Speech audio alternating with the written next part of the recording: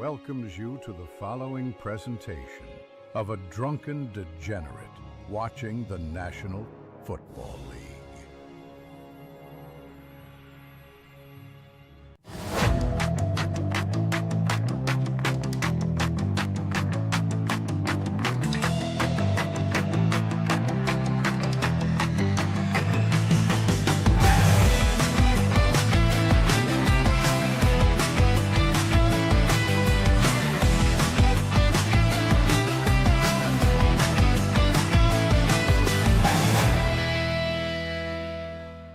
And welcome everybody to State Who Sports Saturday Night Football. Woo! Wait all day for Sunday night. Apparently they carry Underwood. And if you have been, thank you for choosing us to come watch your Sunday Night Football with instead of listening to Mike Tirico and Chris Collinsworth, which I know some people are graded by both of those gentlemen. So thank you for being with me, who will grade you in a completely different but hopefully more entertaining way. Thank you for joining us here on Station Sports. Again, my name is King. If you like any part of this particular channel, any part of this particular broadcast, or anything, if you like anything in particular, go ahead, hit that like button. Helps us out. I think it helps us out tremendously. I have no idea. Nobody knows how the YouTube algorithm works, especially me. I have no idea how the hell it works. But hitting that like button certainly couldn't hurt. If you want to also hit that share button, let the world know that we exist. That certainly will help us out a lot. And, of course, if you're here for the first time, if you wouldn't mind, please, hitting that subscribe button, as we are on the road to 1,000 subscribers and hopefully being monetized on this great and glorious platform known as YouTube. If you want to help us out in a little bit more direct fashion, we have a link for our donation station and our merch store at the top of the chat and in the description below this very video that you're watching here. Lloyd in the chat says, yo, Lloyd was in here first when this first went up about an hour ago. Crafty in the chat said he was waiting 32 minutes and counting. That was obviously 32 minutes ago. So we'll see.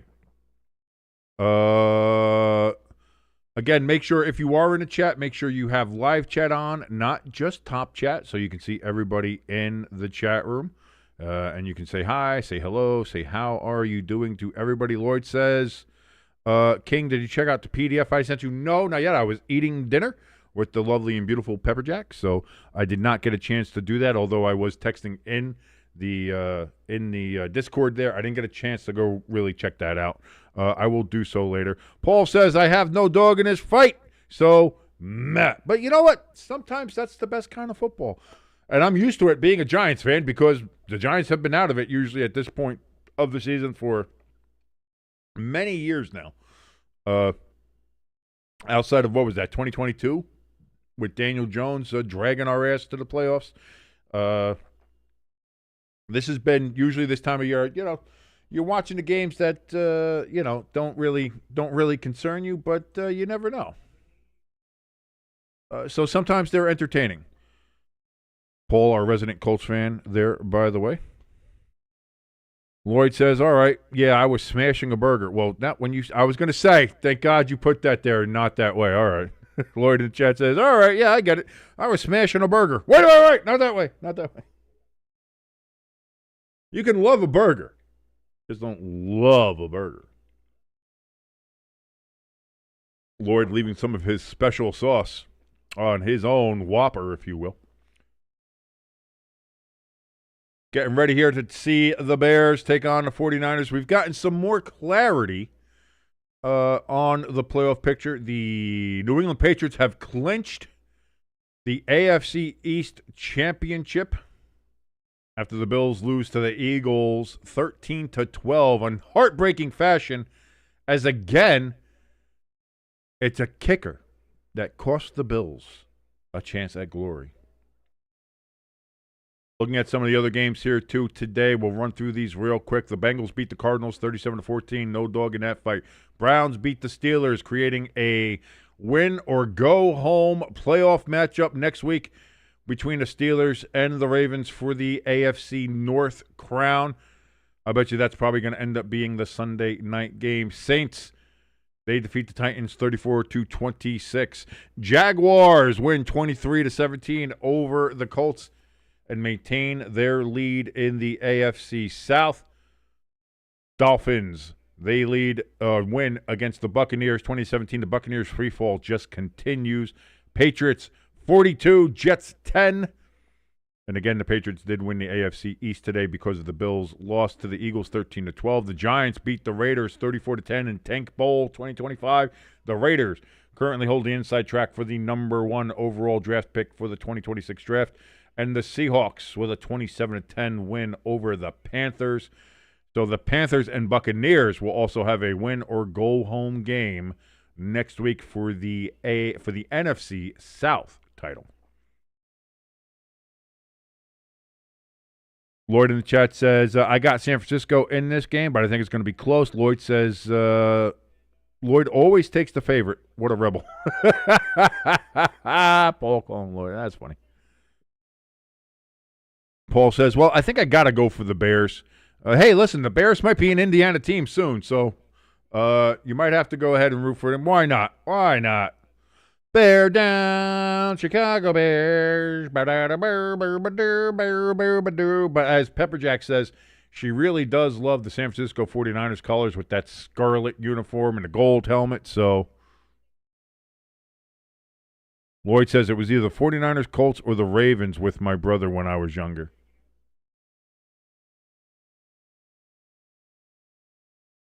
What, and playing Madden? And you used to beat your ass or what?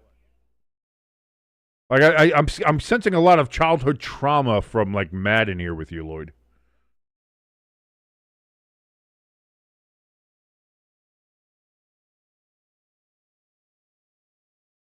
Yeah, okay, that makes sense.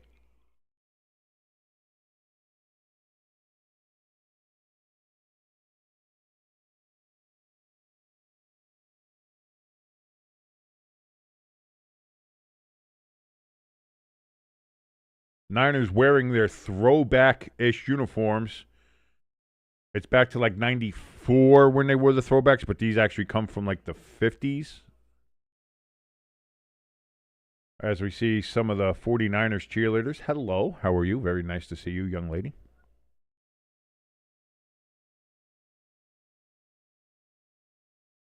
Paul says, Gary, Indiana has about the same crime rate as Chicago. They'd feel right at home there. All right, well, here we go. Kickoff is coming. The Niners are going to get the ball first here as the Bears have won the toss and they have elected to defer. That's going to be taken at the goal line, returned to the 10, to the 15, to the 20, and then tackled at about the 23-yard line, and that is where the 49ers will start on this particular opening drive on Sunday Night Football.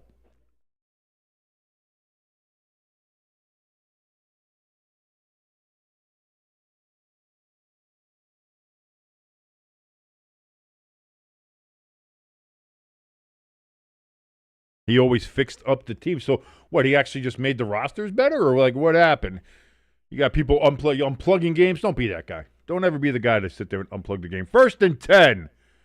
Purdy in. Shotgun takes the snap. Oh, it's immediately tipped and intercepted. And the Bears return it all the way for a touchdown. Oh, disastrous start for the 49ers. Holy shit.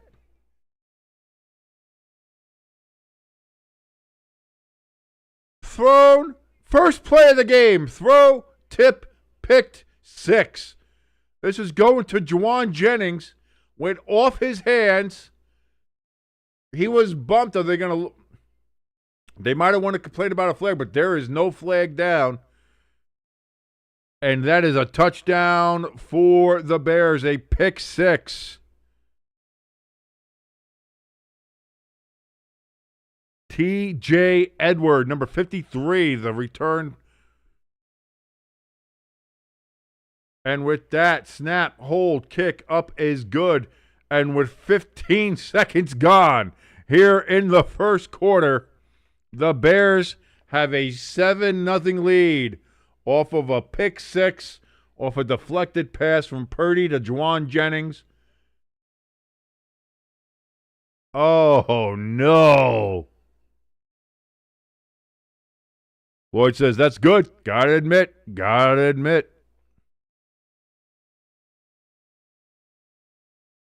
Paul says, love to see it. Wow. What a start. What an absolute start to this one. I guess you could say, at least if you're the Niners, good news is that you can immediately just try again. You're just right there, and you immediately get to try it again.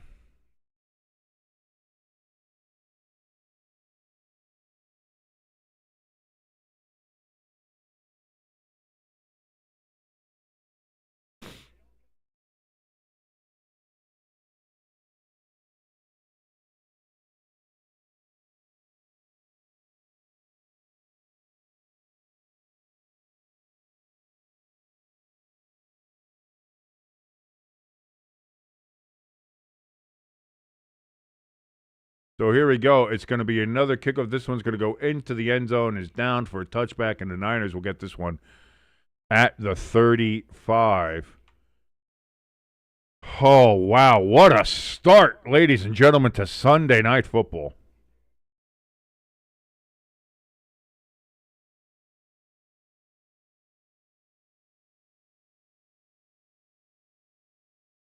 What did I do with my phone? Did I leave my phone on the counter again? Damn. I do that all the time.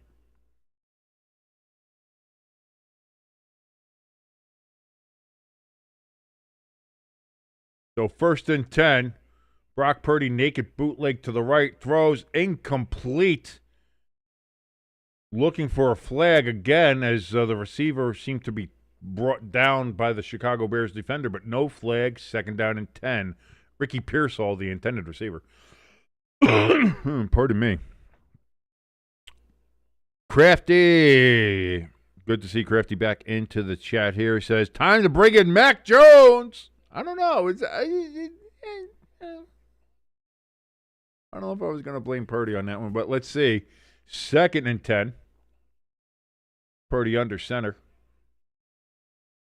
Pitch out here to CMC. CMC's going to run for 3 yards from what this appears to be.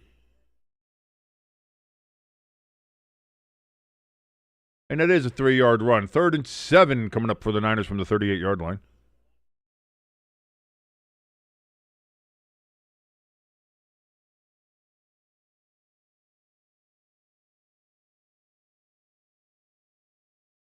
Paul in chat says, hey, just say, hey, Pepper Jack, I love you. By the way, could you toss me the phone? No. She's all the way down in the living room. I'm all the way over here in the kitchen. Purdy throws over the middle. It's going to be caught. And that's going to be a 1st down, and that looks like that's in Chicago territory. Indeed it is, down at the Chicago 44-yard line. 18-yard pass to Tungus. And the Niners move the chains. 1st down, 49ers. Lloyd says, watch, he's going to throw another interception. Who knows? We'll see.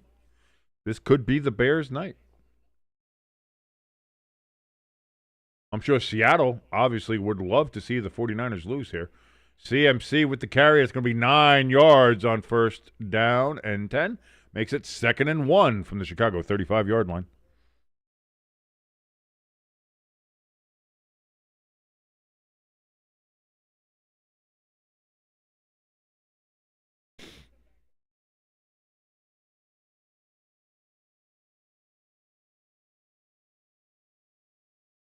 I was gonna say, like, Brock Purdy is not the problem. Let's face it. And plus, that pick 6 was tipped.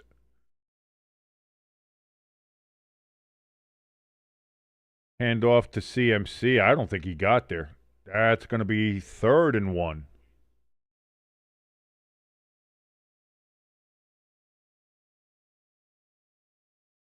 They're going to give him that 1st down?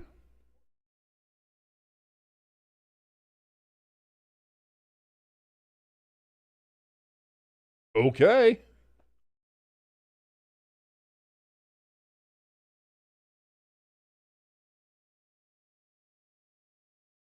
Lloyd says, when King yells during a game, Pepperjack knows he's okay. When he's quiet and silent, it's a Giants game. Purdy under center here on 1st and 10, apparently. Throws. He was trying to go over the middle and throws it right into the arms of the defense. Knocked down, incomplete. Lucky it's only incomplete there for Purdy.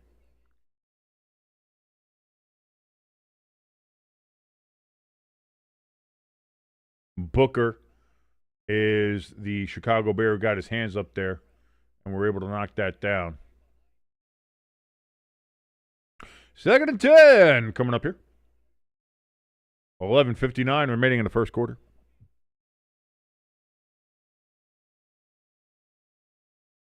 Purdy looks, throws. Tongas gets his second reception of the night, and that's good for 8 yards. 3rd and 2 coming up from the Chicago Bears 26. Bears leading 7-0 here with 11:40 and counting in the first off of a pick six, off of a tipped Brock Purdy pass there on the very first play of the game. Niners trying to answer here.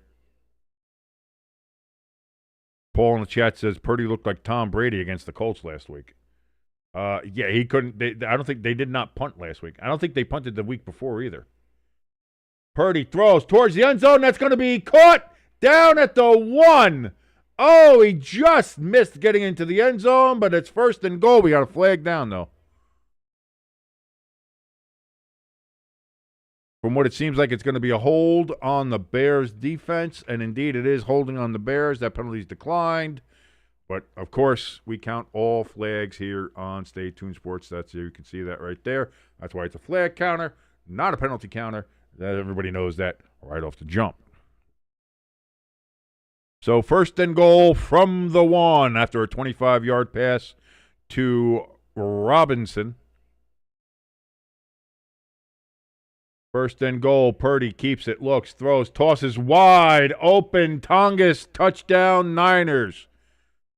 And the Niners respond after the opening play, pick six, and they are right back onto the board. An extra point will tie this game up at 7.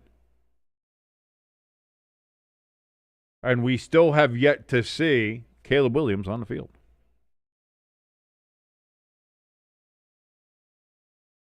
Lloyd says, King, since you're a foodie, make a Juicy Lucy. Thank me later. I'm not really a foodie. I'm just a fat ass who eats food. And I don't know if I can make a Juicy Lucy, but I can make Lucy juicy, that's for sure. Oh, talking about vaginas. There we go, ladies and gentlemen. And the extra point is up and good. 49ers tie this game up at 7. Here on Sunday Night Football. The Bears are going to get the kickoff here. And we'll see Caleb Williams take the field for the first time with 10:57 remaining to go here in the first. Crafty in the chat says, meh, Mac Jones would have had 2 touchdowns by now.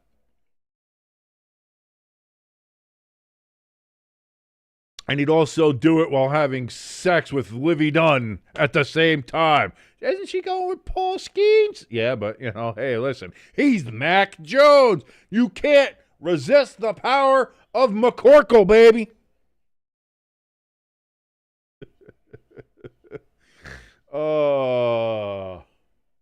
Good times. Good times, ladies and gentlemen. So let me check. We already went through the scores. Let me check. What are we looking like on the standings currently? Paul says, "Oh, Juicy Lucy. That's like a cheeseburger, right? With the cheese and stuff." Oh, okay. Yeah. I've seen those before. I don't think I've ever heard it called a Juicy Lucy, but I mean, whatever.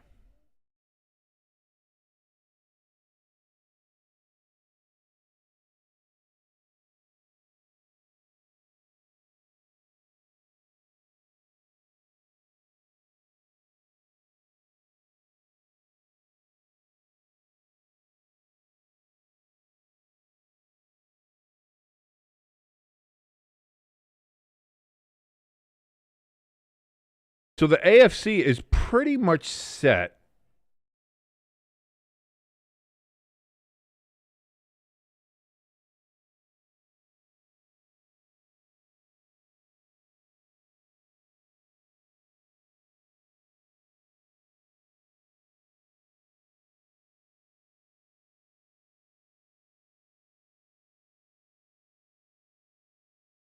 It would just be based on, like, if the Bills win next week against the Jets, they will.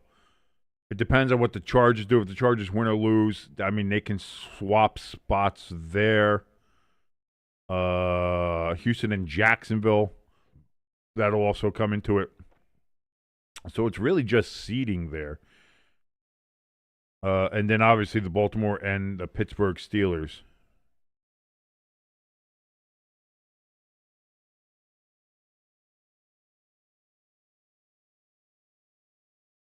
Yeah, that whole Christopher Nolan Odyssey thing, that's been rumored for a while now, or like in production for a while. So, dude, Troy is such a great movie. I love that movie. I watch that movie every chance I can get. I watch that movie.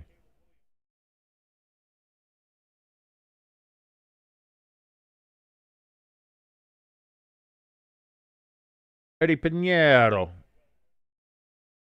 He kicks that. The Bears hesitated at the goal line. They are going to bring it out now to the 20, to the 25, down at the 29, 28, 29-yard line is what they're going to call that. And it's going to be first down and 10 from there for the Chicago Bears. They officially mark it at the 29, and that's where we will see them take over. Caleb Williams trots onto the field.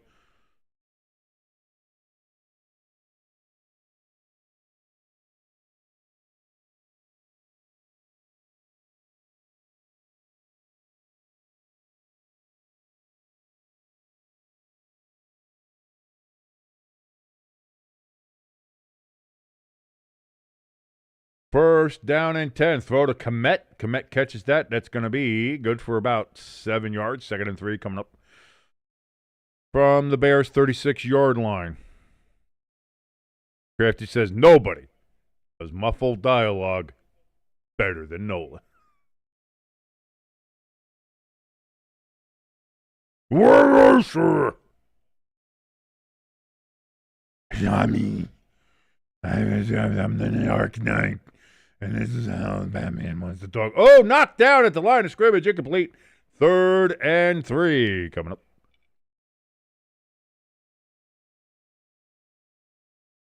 The Batman voice in Dark Knight and Dark Knight Rises, yeah. Christian Bale went a little too. I think he went a little too far with those.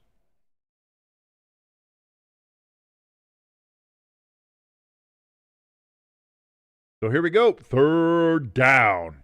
3 yards to go. Got to get to the 39 for a first down. Caleb, he's in shotgun. Now he goes underneath center here. Man in motion. Loveland in motion. Play action. Now Caleb's going to pull it down. He's looking to run. Now he's looking to throw. Throws. That's going to be incomplete. 4th down and 3. And we got a flag down here. Let's see. And it's going to be on Chicago. Can we get the call? Whatever it is, the Niners are going to decline it. There's no reason to sit here and take this long to discuss it, officials.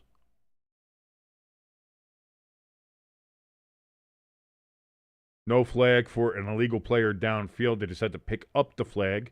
So they took, 45 seconds of our lives away for nothing. That's why we do the flag counter and not penalty counter, so that we can hold these sons of bitches accountable.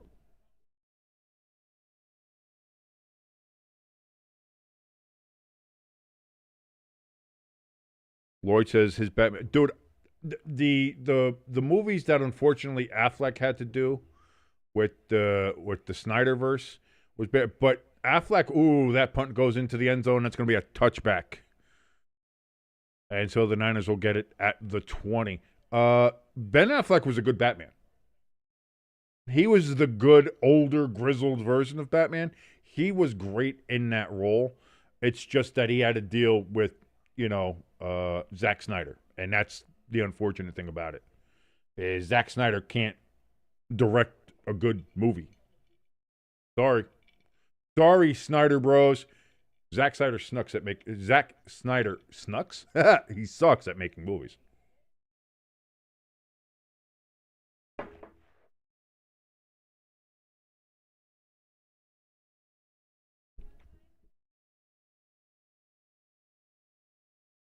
Crafty in the chat says, will Odysseus' ship sail in reverse in Nolan's version of the Odyssey?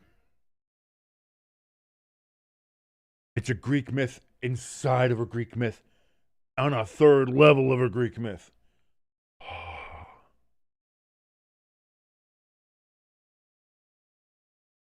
Crafty also in the chat says, refs be like, no point in a flag.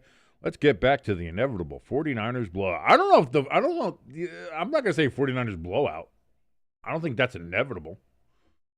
I think the Bears are a very good team. They're the NFC North champions, Crafty. What are you talking about?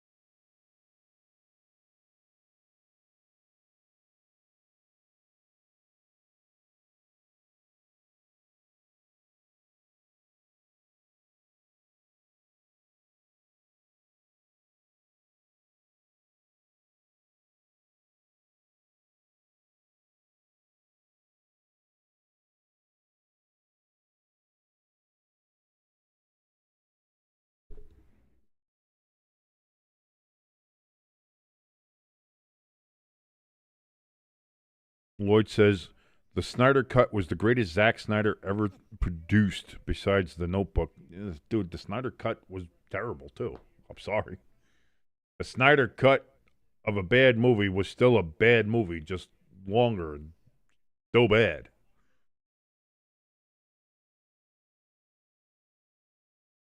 Crafty says, my friends, yes, I have a few. I'd like to count ourselves as friends here, Crafty. And I ridiculed Batman versus Superman for little years after that movie. So did I, dude. I went to the theaters on a midnight showing. I used to know a guy who ran a theater in Wilkes-Barre. Purdy on 1st and 10 over the middle, caught. And that's going to be Tungus. Seems to be the Kittle replacement for tonight here for Purdy. And that's good enough for a first down 49ers. Down to the 31-yard line. I knew a guy who ran the theater in Wilkes-Barre, and whenever there was something like this, he would do like a midnight showing for a couple people after the theater was closed and everything like that. He'd let a couple people in, and we'd all go there and watch it.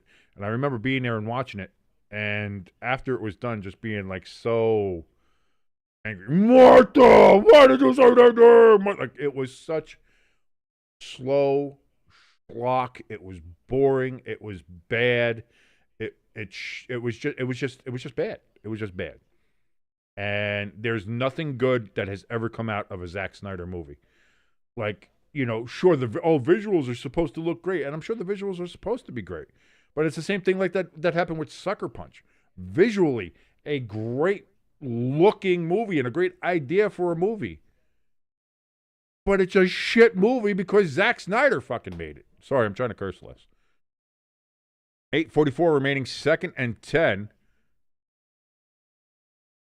for the Niners. Purdy is going to pull it down, and now he's going to run. And he slides down. It's going to be good for about 4 yards. So after McCaffrey didn't get any yards on first down, we got a 4-yard gain for Purdy on second down. It's going to bring up 3rd and 6 from the 35-yard line.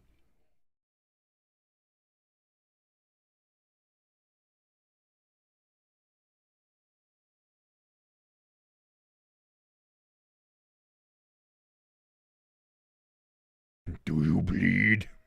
God, so bad. And that's the thing. I like Affleck. I thought Affleck was the perfect choice to play that grizzled Batman, and he did the best he could with bad thing.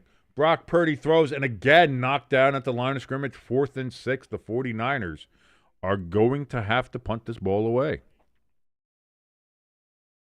Is Trent Williams sidelined too? That's a good question. Let me go take a look here.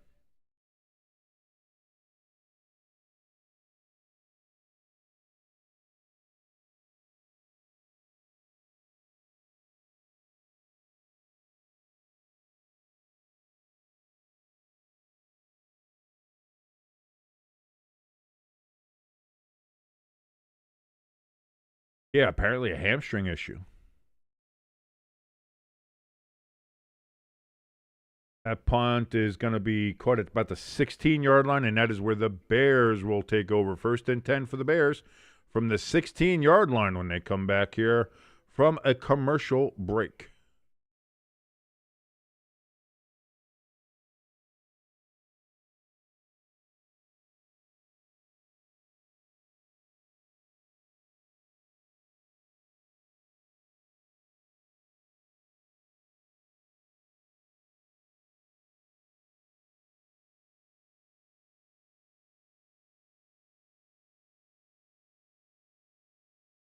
Yeah, Trent is listed as questionable to return. He won on that pick six play to start the game. He hurt his hamstring, and that's why they're doing that. And Trent Williams, as somebody brought up here, he has missed games for 10 straight seasons that he's played in the NFL. Hadn't missed a game yet this year, and now one play in hurts his hamstring. So we'll see if he's able to come back or not.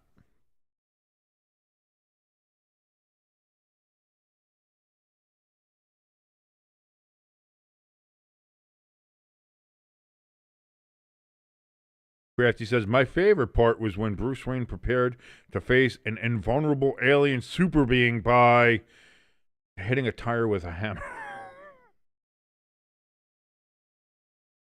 I'm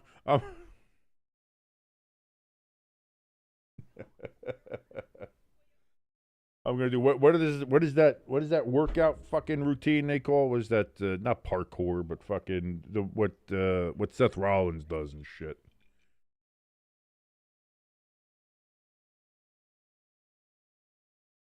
I'm going to do all these weird calisthenics. That's going to help me go ahead and beat this unbeatable alien monster.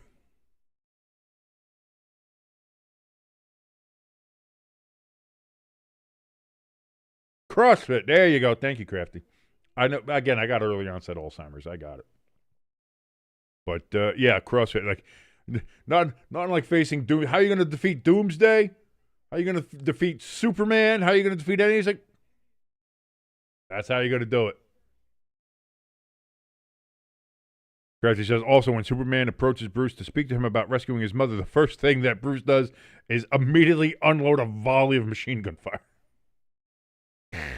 Oh.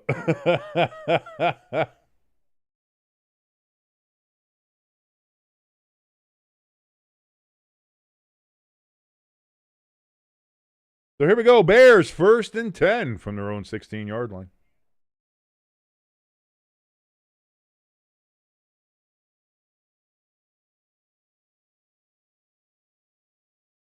Mononga. You're not going to give him about a yard or two, give or take.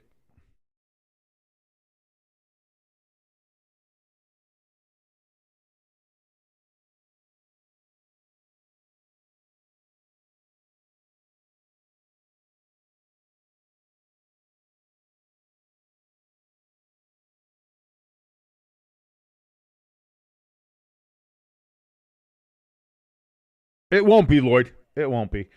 7:06 remaining. 2nd and 8. Caleb under center. Going to be another handoff to Monongai. Monongai trying to really plow through. Gets about 4 yards on that play, and it's going to make it 3rd and 4 from the Bears' 22-yard line. 22. There we go. Of course, we still have that poll going on. Who is hotter? You have 3 choices there, Taylor Swift, Olivia Rodrigo, and Sabrina Carpenter right now. Olivia Rodrigo leading the way at 67%. Taylor Swift in second with 33%. No love for Sabrina with the dark unibrow. 3rd and 4. Caleb looks, throws. Oh, broken up, intended for DJ Moore, but it is broken up by Brown, the defensive back there. Incomplete. 4th and 4.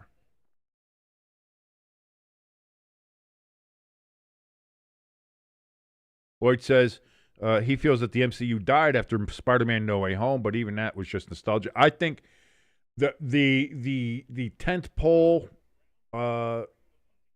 feature of Marvel, how it used to be, Marvel movies were unmissable. That died with Endgame. Once Endgame happened, that was the death of the MCU to me. That just wasn't it. So the punt is away. The Niners going to get that receive. That's returned for about 11 yards up to the 49ers 34-yard line, and that is where they will take over on this drive. Lloyd in the chat says that Sabrina Carpenter looks like Helga from Hey Arnold. Like, doesn't it seem like she's trying a little too hard? Like, she does like the little the baby doll outfits, and she does the little nighties, and she does the songs about you ever try this, and sticks her ass out in the air and does all that other shit, and it's like, baby, you're trying too hard. You're trying too hard. McCaffrey, handoff, and now he's slicing. Oh, he's dicing. You're not going to stop him with an arm tackle. That's not going to happen. Holy shit. What a run from Christian McCaffrey. Gets it all the way down to the Bears' 24-yard line. On 1st and 10, goes from their own 34 to the Bears' 24.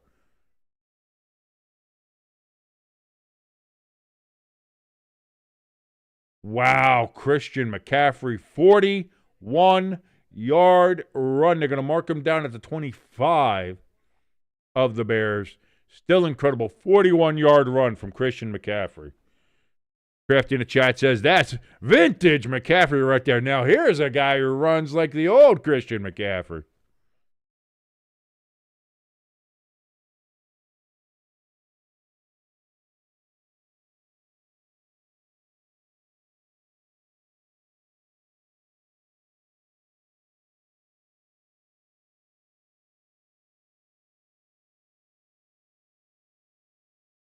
Oh, the Bears defensive back right, he got lit up by his own guy in a helmet-to-helmet hit. So here we go. 1st and 10 now from the 25 of the Bears after that 41-yard gain by McCaffrey. That's a handoff to, that's Brian Robinson, who came over from the Redskins before the start of the season this year. And that's a 15-yard run. 1st and goal for the 49ers from the Bears' 10-yard line.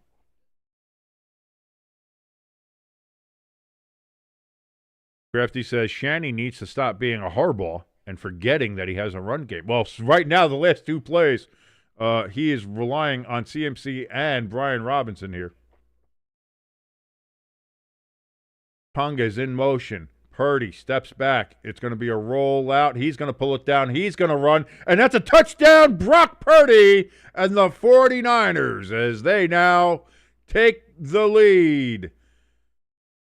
And the Bears, who were up 7-0 after one play, after a pick six on a tipped Brock Purdy pass, are now trailing pending the extra point by a touchdown to the San Francisco treat known as the 49ers, who currently play in Santa Clara, about 60 miles away from San Francisco, where you can't even see the skyline because of the curvature of the earth.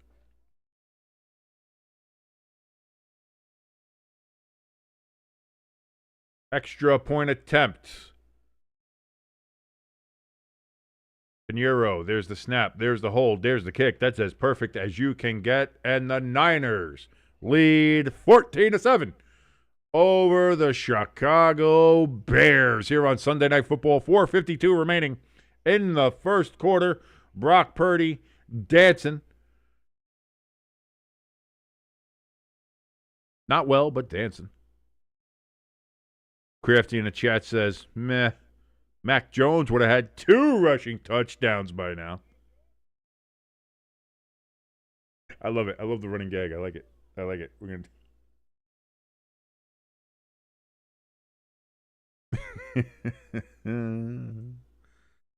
to... so let's see. Where are the scenarios? Is this guy going to have anything for...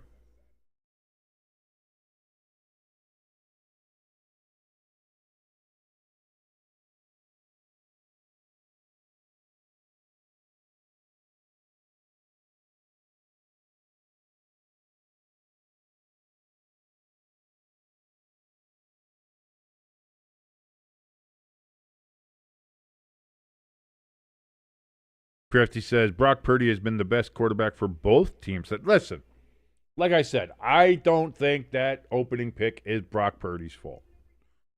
You got to start having those, receiver caused interceptions or, just tip play interceptions, because that's not on the quarter. It's not like he threw it right to the guy's hands. It got tipped, got bounced around, and it was picked.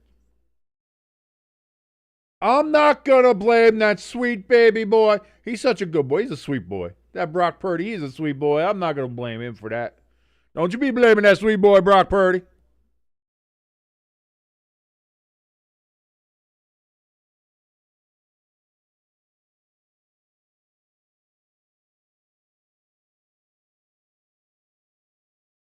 So let me see. In the NFC, we know that Seattle is currently still in the number one spot at 13-3 because of the win they had today. You have the Bears sitting in the number 2 spot at 11-4. The Eagles are at 11-5 because of their win today. Although even if they do end up, if the Bears lose here, they're still going to be the number 2 seed because they have the tiebreaker over the Eagles.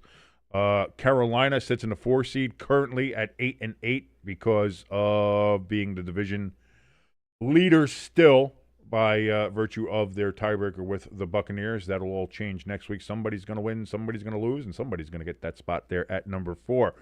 Niners sit at number 5 at 11-4. If they win today, they'll be 12-4, still one game behind Seattle, but I believe they play them in the last game of the year. That'll be quite the game there. If the Niners win here, Rams sitting at 11-4. They play tomorrow night against the Falcons. But if they win, I think they would have to hope for a tie. If San Francisco wins and Rams win, then the Rams have to hope that the Niners and Seahawks tie in order to have a chance at the division, I believe.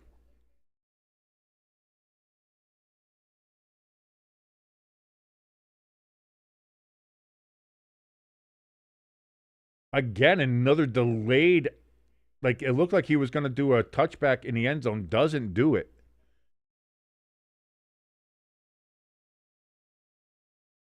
And he gets it out to about the 23-yard line, and that's where the Bears will go ahead and start off. Lloyd says, hey, King, the Niners situation reminds me of when the Lions played in Pontiac despite being the Detroit Lions. Well, then again, you have a lot of that. Like, again, and the Giants have always been the least egregious. As much as people always say, well, they play in Jersey. They're the worst. Like, everybody holds the Giants being the worst because they play in Jersey.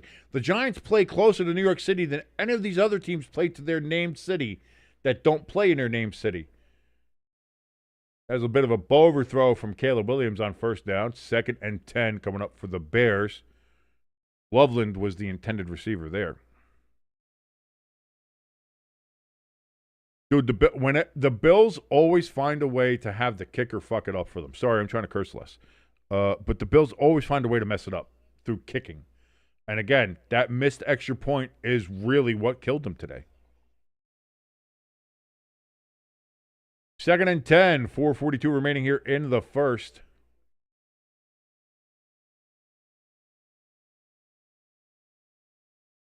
That's going to be completed.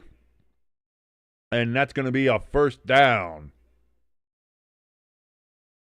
Burden with the reception.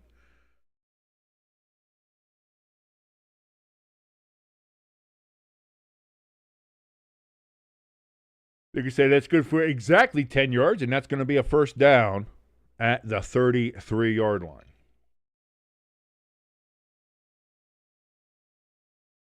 Crafty says, when it comes to the Bills, having a kicking game fuck you up is a tradition dating back to wide right. I was going to say, it seems to be hand off to DeAndre Swift. That's going to be good for about 8 yards. 2nd and 2 coming up now from the 41? Yeah, 41-yard line. Look at that. I know how to count. I can do math things.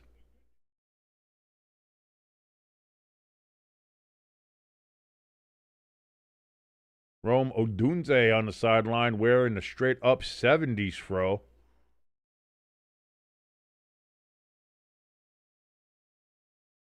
Williams in shotgun here for 2nd and 2. Going to be a play action, looks, throws. Completes that to Komet. Komet gets that down to the 49-yard line. First down, Bears. They move the chains. And that'll be 1st and 10 from the 49.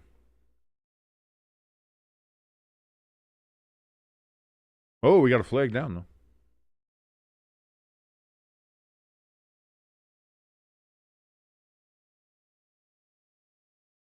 Chop block on the Niners. That's going to be 15 yards from the end of the run.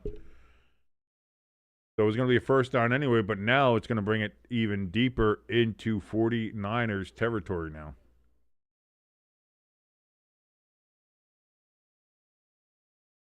And that's indeed going to be 1st down and 10 from the Niners' 35-yard line after the penalty. Oh, pardon me. 3:10 remaining.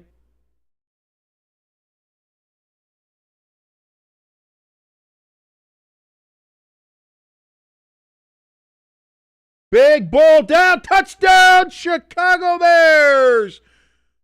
Burden with the reception, and the Bears are an extra point away from tying this game right back up.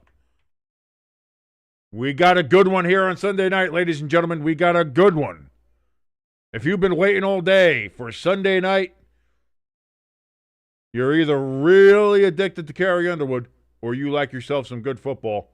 And we're getting some good football here right now. We're not even out of the first quarter yet, and we're already at 28 points, perhaps 27. Extra point will make it 28.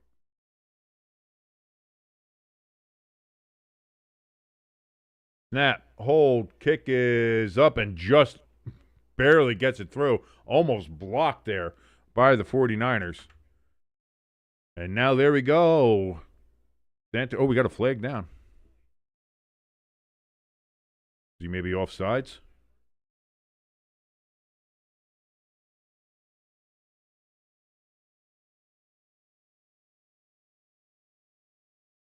They say personal foul, so I think it's going to be leverage against the Niners. You take the point off the board.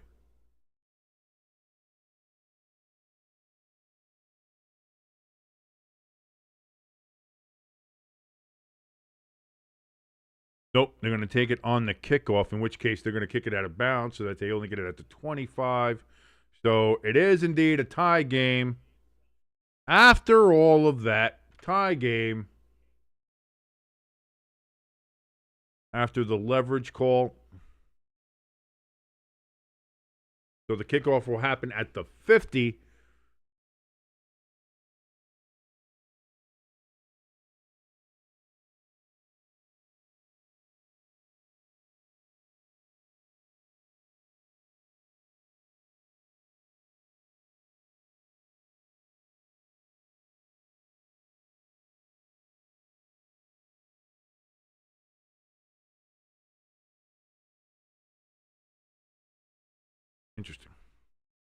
Interesting how that's going to go. Crafty says Mac Jones wouldn't have allowed that touchdown because Mac Jones, also, in case anybody doesn't know this, Mac Jones plays defense. Paul in the chat says, the Bears.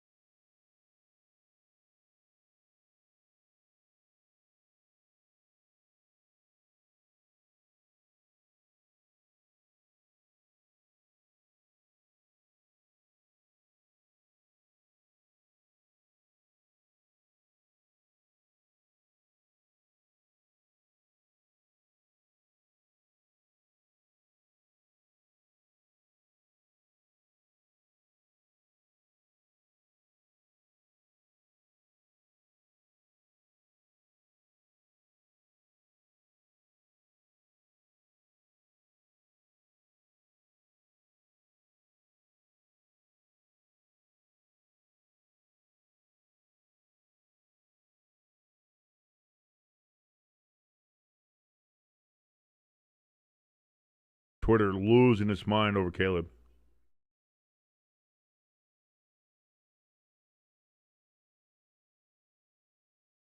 Is there anybody currently in the National Football League that is more punchable than Nick Sirianni. And here's the thing. Like, I don't want to be like, you're promoting violence. Again, this is all hypothetical. This is hypothetical. Because nobody, like, listen, you're not going to do that in real life where you just meet somebody and go, oh, I'm just going to throw down. I'm just going to hit you in the face. You know, that's not something you're going to do if you're a normal human being. But hypothetically, if there was somebody in the NFL that you're across from that would elicit that response out of you if it wasn't for your own self-control, to just be like, I'm going to, you know, that kind of situation. Is there anybody that does that more than Nick Sirianni? I don't think there's anybody else in the world that's got a more punchable face than Nick Sirianni, or attitude, or just who he is. He's just the worst kind of individual. He's just the worst kind of person. There's the flag for the illegal procedure. It's going to bring it to the 25. It's all part of the plan there.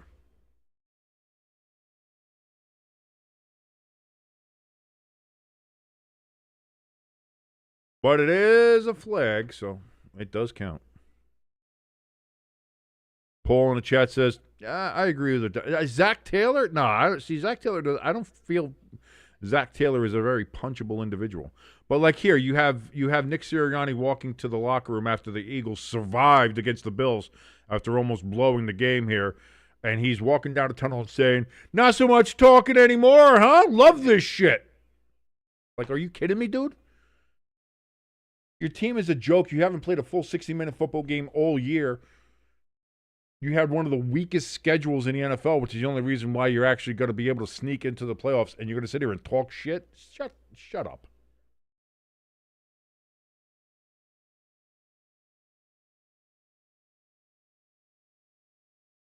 Incomplete pass by Brock Purdy there on first down. Looking for Ricky Pearsall, 2nd and 10. Under center is Purdy. Bears showing pressure here. Juszczyk in motion now. Purdy throws. Deep ball. Caught! Ricky Pearsall finally gets that down to the 45-yard line. First down. Niners, and Ricky looks like he's having a little trouble getting up.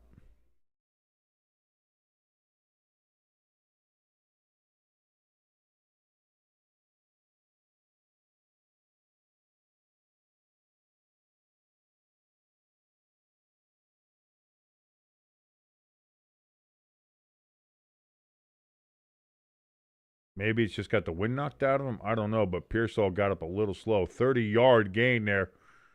Now a handoff to McCaffrey. McCaffrey's going to get 6 on that carry. Yeah, it looks like Pearsall's hurt. Paul says Chris Ballard is a close second on that list. He says, I only nominated Ballard because he once hired Nick the Dick, otherwise known as Big Dick Nick, in Indy. Tony Romo, too. I like Romo. I like Romo as an announcer. I do. I don't know about this one, Jim. I like him. Oh, man. CMC, they had him for a loss, and then he fought his way for about a gain of a yard, maybe 2. But there was a flag down. Let's see what this is going to be. Certainly hope we don't keep this pace up. As we have another 15-minute goddamn conversation.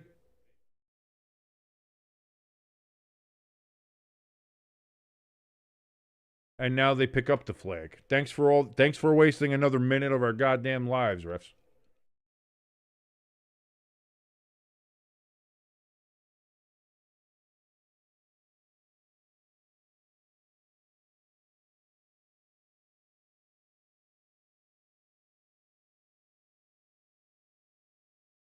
Lloyd says, I'm going to be real. Matt Schaub had a punchable face when he played.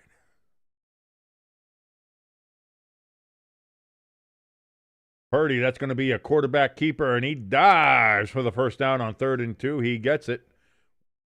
4-yard gain, gets it down to the 33-yard line, 1st and 10 for the Niners.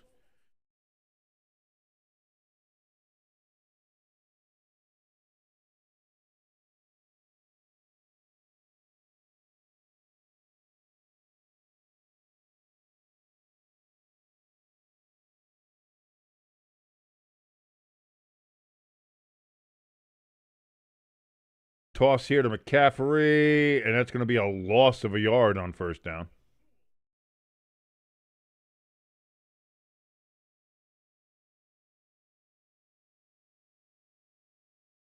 Paul in the chat says, mark my words, the Colts will not fire anybody and run it back again, despite not winning the AFC South since 2014, despite every team in the South having won it twice since Indy last did.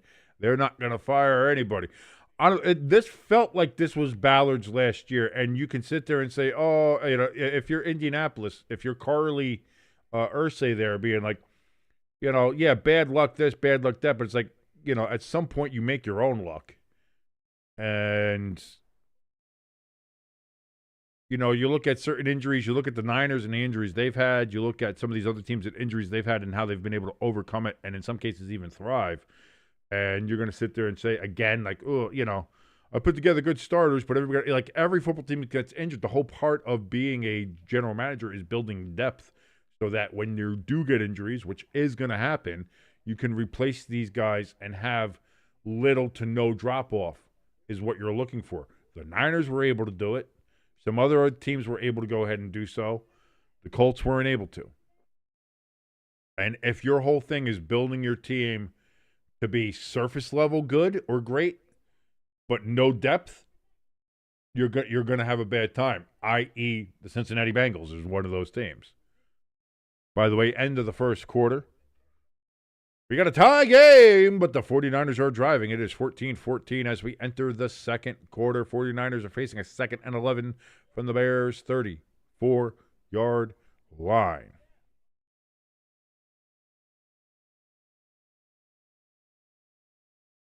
So here's my question to you, Paul. And I'll put this out there being our resident Colts fan here in the chat. And if you're a Colts fan and want to chime in on this as well, if you're watching, come on into the chat. It is beautifully fine in there. Everybody is warm and welcoming, and we would love to see you in there. You fire Ballard. Who would you hire as your next general manager? Who's on your to-get list if you have one? If you're thinking about it, is there a general manager that doesn't have a job out there that you'd like to get? Is there somebody you'd like to poach from another team? Somebody else's maybe assistant GM that you would think would work good? Is there anybody from the college ranks that you would think, hey, maybe we can lure them back here? Like an Andrew Luck, perhaps, who's a general manager right now for Stanford. But it seems like he's trying to build out there, not so much with the NFL sitting, as of yet.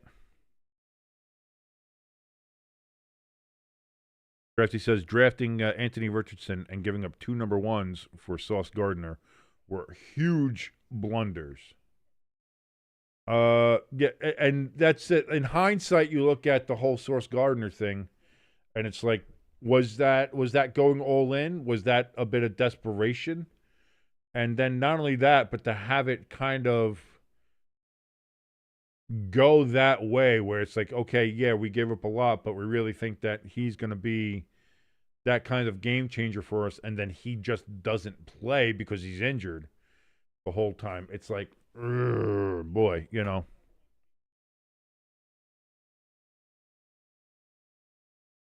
Paul says, I would hire a one-legged ballerina. Anybody but Chris Ballard. Luck can stay out of Indy. No thanks. Ricky Pearsall, that's going to be a catch for a first down, 13 yards from Purdy to Pearsall. And that's going to put the ball at the 21-yard line. First down, 49ers.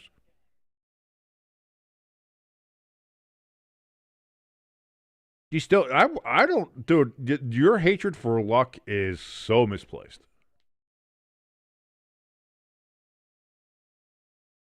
McCaffrey, he's slicing and dicing down to the 5. First and goal, 49ers, as San Francisco via Santa Clara are just moving the ball against this Chicago Bears defense. This has the feeling of a shootout. This has the feeling of the team that has the ball last may end up winning this game. We're going to find out here. 16-yard run for McCaffrey there. First and goal. Purdy under center. Use check in motion. Lead blocker. Gets it. Touchdown CMC, and the Niners back on top.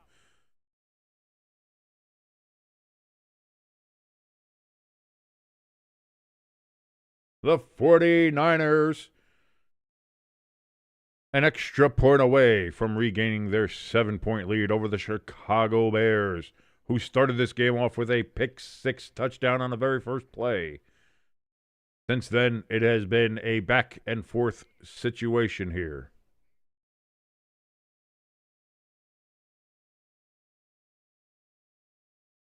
Extra point attempt. Snap. Hold. Kick. It is up. It is good. It is a 7-point lead for the San Francisco 49ers over the Chicago Bears at Levi Stadium.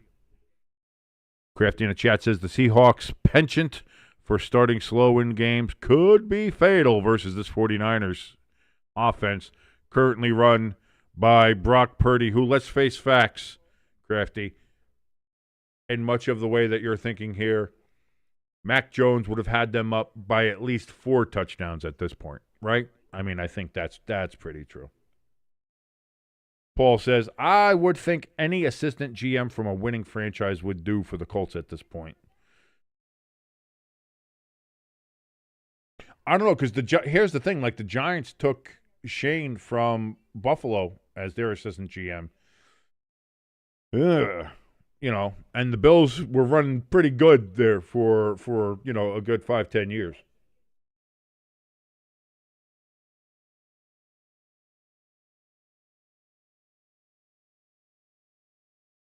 Lloyd in the chat says, King, let's be real.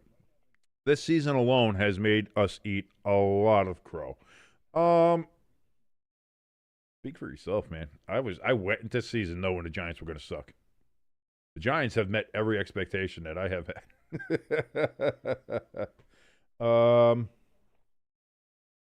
I think the only thing was, here's the thing.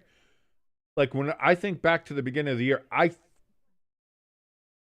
did I pick the Texans to win? I think I picked the Texans to win the division, but I think I picked them winning the division at like 8 and 9. I think I had them having a real low win total to win the AFC South.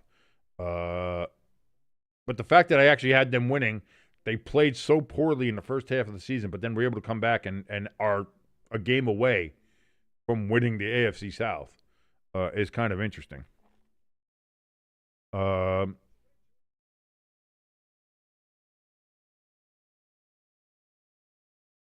going to have to go back and see what were my picks there.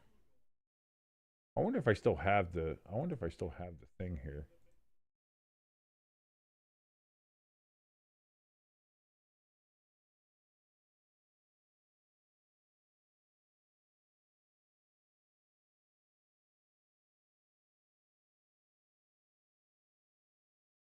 Yeah, okay. Yeah, I had the NFC North, I had completely flipped.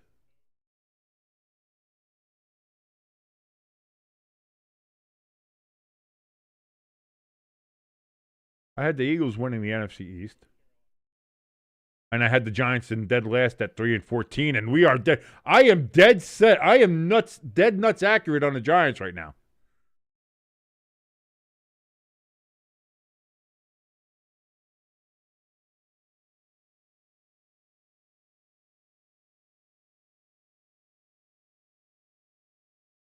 Oh, what happened here? What happened to my stream? Why you knocked my stream off?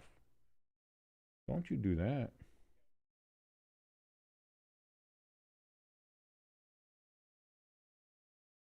By the way, touchback on the kickoff. Bears going to have 1st and 10 from the 35-yard line. Paul says, I predicted 7 win for the Colts. I was close. Yeah, the NFC North I was completely backwards on. I had the Bears finishing last. I had the Lions first. Clearly that's going the other way.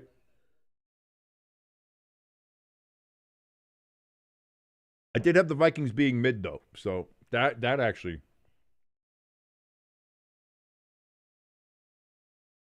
Oh, no! Monangai breaks loose, but in an open field, couldn't shake the tackle from 27. What is going on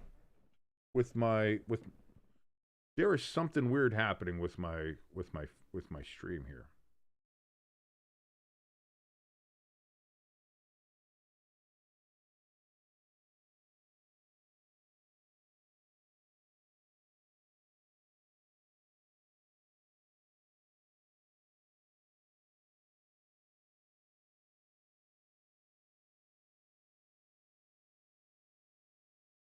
So now 1st and 10 for the Bears from the Niners 47. That's going to be Monangai again. And that's going to be Monangai for another first down. Looks like he got 10 yards on that one. Previous play was 18.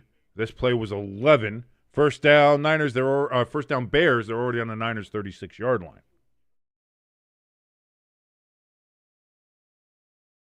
I had the Lions at 12-5.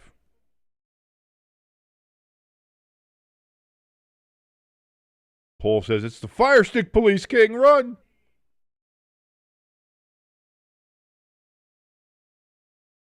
Whoa, I think the Niners jumped off sides here. Free play here for Caleb. Caleb throws down the middle of the field. Caught! Touchdown, Loveland and the Bears. Free play on the offsides. And the Bears jump right back. Boy, here we go. Here we go. We're going to have it's shootout city, baby. It is shootout city.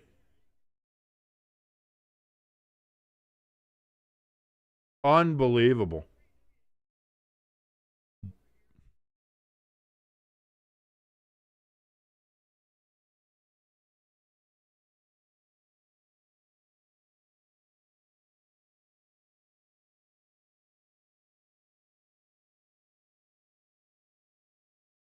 Extra point attempt here for Carlos Santos. Kick is up. It is good. We got a tie game again.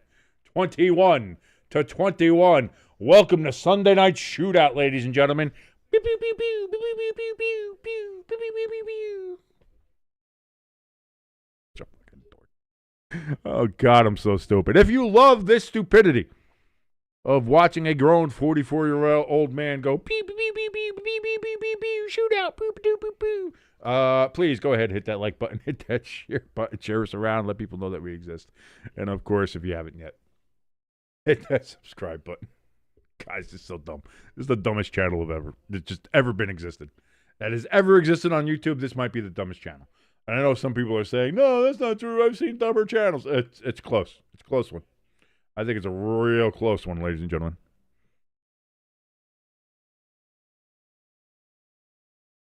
Paul in the chat says, I knew when Indy put up over 400 yards of offense on them, that defense that the Niners had was sus. Crafty saying there's no pressure from either team's pass rush right now.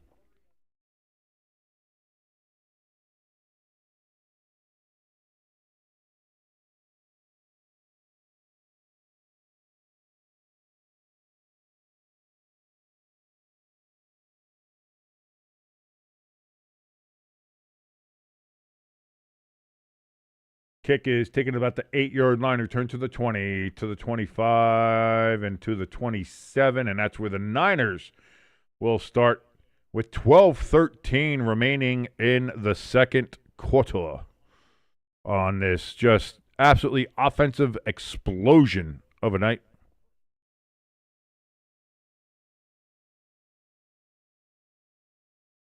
Nope, that's what happens, Lloyd, though. Like I said, with the predictions, that's, when me and Jimbo did ours, Jimbo had the Texans being 15-1. Or, I'm sorry, 15, was it 15-2 or 16-1? I think it was 15-2. But he had them getting the bye out of the AFC, thought they were going to be the best team. Now, they're obviously still going to make the playoffs. They've clinched the playoffs. And may still win the division.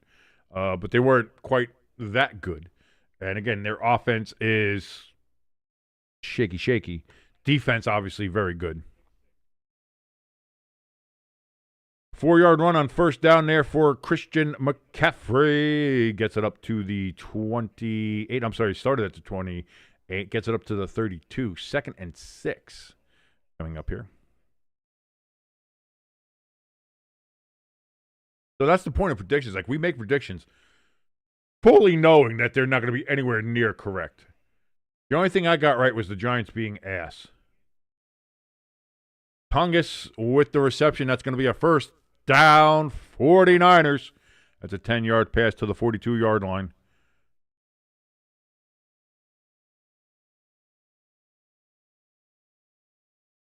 Once again, big thanks to my sister-in-law, Robin, for the Jägermeister for Christmas. Thank you, thank you. Well, don't buy me gifts anymore, please. I'm telling you.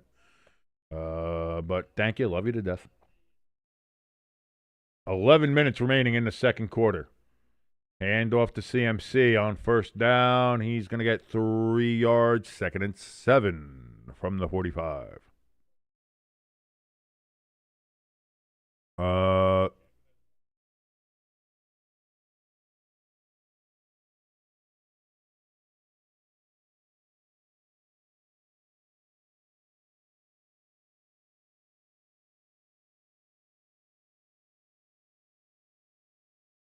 What's it? My predictions were, what did I have? I had the Chiefs at 15-2.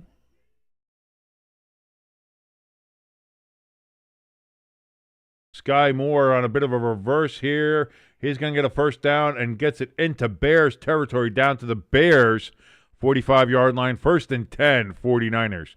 The way I had the playoff set up here, I had the Chiefs at 15-2.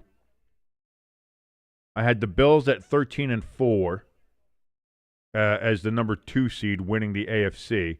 I had the Ravens winning the North and being in the 3 seed at 12-5. Texans winning the South at 10-7. Chargers in 5th. Oh, Brock Purdy gets lit up. Oh, no. Oh, my. So the first sack of the game goes to the Bears. But too bad your ass got sacked.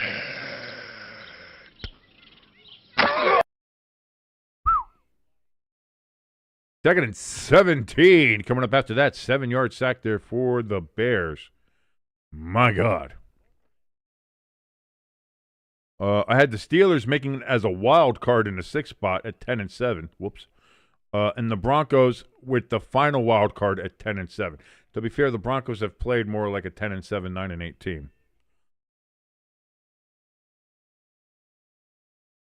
Purdy to CMC on 2nd and 17, and it's going to be short by about 2 yards the first down.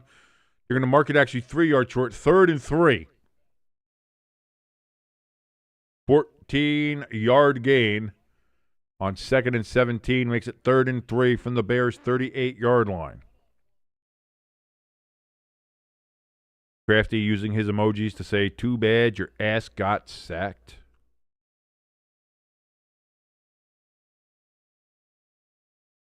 Crafty also says Mac Jones wouldn't have gotten sacked there. Hi, Peppa Jack. I love you. The chat says hi. They love you too. Is my phone over there? Can you toss me my phone? Ah, see, it worked. Ah, see, you guys are right. They said next time Peppa Jack comes in, ask her for the phone. Maybe she'll do that for you. See? I said, no, she's mean. She would never do that. She would never do that. 49ers call timeout here, by the way. They're first of the half. Don't let her fool you. She's super mean, guys. She's super mean. Like an overseer. You know what I'm saying? Like she just cracks that whip. She all tries to play off the mouse. Oh, no, I'm nice. Little mousy voice and all that stuff. Super mean. Don't let her fool you. Super mean girl. No, I'm kidding. I love you, Peppa Jack. 3rd and 3 coming up here for the 49ers. 8:12 remaining after the timeout. Purdy's in shotgun. McCaffrey in the backfield with him. It's going to be a pass. Purdy throws. There's a lot of hand-checking, hand-fighting, and there's no flag down. Tongus was the intended receiver. But it's going to be 4th and 3 from the 38.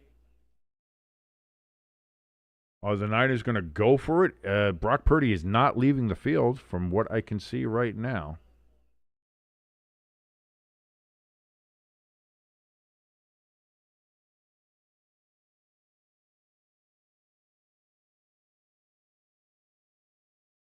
Purdy in shotgun again. Tonga's in motion. Play clock at 5. Play clock at 4. Play clock at 3. They snap the ball. Purdy looks, throws over the middle. Caught! And that one is Pearsall with the reception on 4th and 3. It's a 14-yard gain and a first down for Brock Purdy and the San Francisco 49ers.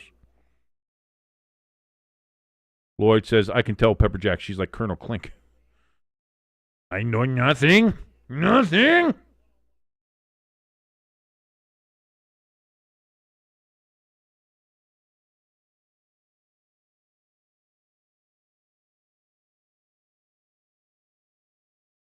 CMC with the carry here on 1st and 10. That's going to be a good 4-yard gain for CMC. Gets it down to the 20-yard line, 2nd and 6, with 7:15 and counting here in the second quarter. You're watching along with your boy King here on Stay Tuned Sports Sunday Night Football. You've been waiting all day for Sunday night, and now we're here for a primetime fight. So look at her ass shaking. It's right. Carrie Underwood makes my pants tight. 2nd and 6. Hand off here to Robinson. And Robinson's going to get about 3 yards. I'm going to give him 4 on that one. 3rd and 2 coming up from the 16.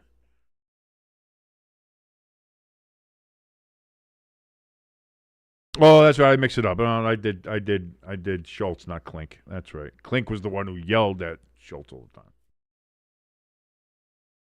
I'm sorry. I forgot my 1960s television. It happens. Again, early onset Alzheimer's. CMC. Oh, that's going to be a cut through the line and a first down to past the 10-yard line. And that's going to be good enough to make it 1st and goal from just inside the 10-yard line. Niners, less than 10 yards away from glory here.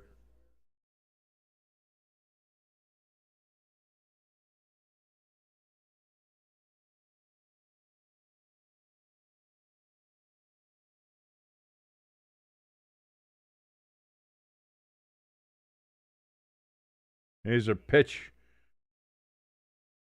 to CMC. It's going to be a loss of 2 yards. 2nd and goal from the 11 coming up here.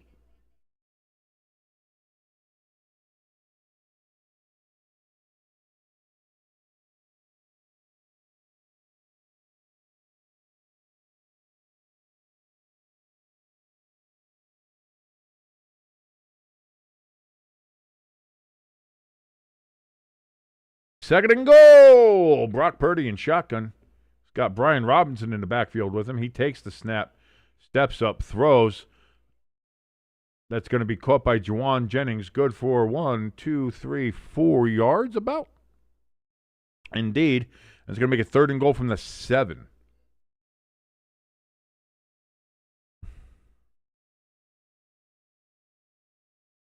Don't we know? I mean, we know it had to be one of the girls' husbands that he was railing and videotaping himself just, the guy who played Hogan from Hogan's Heroes was notorious for filming his sexual escapades. Throw to the end zone, intercepted by the Bears. That's going to be the 2nd pick of the game, and he goes down at the 8, but there's a flag down. Will this stand, or is this going to be a penalty on the Bears? Let's find out. Illegal use of hands on the Bears. You can't use your hands like that, they say. And that's going to be a 5-yard penalty and an automatic first down.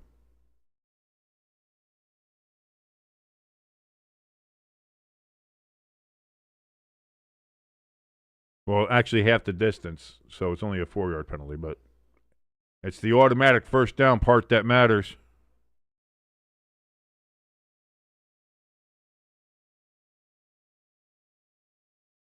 I don't know about that one. So 1st and goal now for the Niners. Handoff to CMC. Gets back to the line of scrimmage. No further. The Bears are saying enough is enough. We're going to stop this one way or another. 2nd and goal from the 3-yard line after 0 gain on 1st down. Crafty says the 49ers sold that particular penalty, perhaps. A little bit of acting. Go ahead and get the flag thrown, which honestly doesn't take much. By the way, the Niners have had 20 minutes of possession in this game. The Bears have had only 5 minutes and 47 seconds. Meanwhile, it's still 21-21. Play clock goes all the way down to 1, and the Niners take their 2nd timeout of the half. 3:27 remaining here in the 2nd quarter.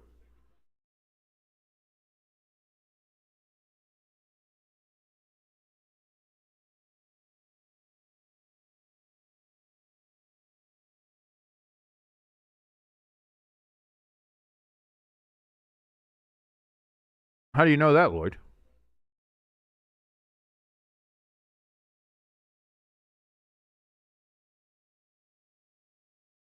So here we go, 3:27. After the timeout, the Niners in the huddle. Brock Purdy's calling the play. They have broken the huddle as they go to the line. Brock Purdy with CMC in the backfield with him. Pearsall in motion, going out wide. Changing the play is Purdy, CMC. Which sides? It's going to be a handoff to CMC. No, it's going to be Purdy keeping it. Purdy with his 2nd touchdown of the game, running it in. Touchdown 49ers. And they're going to be an extra point away again from taking a 7-point lead. And I do believe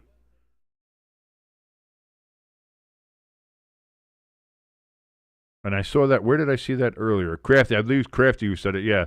Says the first team that settles for a field goal might be the one that loses this game. Extra point is up. Extra point is good. And you got yourself a 28-21 lead for the 49ers. By the way, ladies and gentlemen, we still have 3 minutes and 23 seconds remaining here in the 2nd quarter, and that was our 7th touchdown of the game.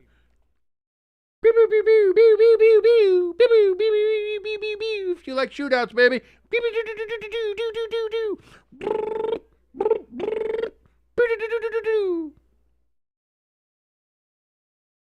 In case you didn't think this channel was dumb enough, I'm here to prove you wrong on that one. Crafty says, the fuck? When did Purdy become Josh Allen? I am trying to curse less.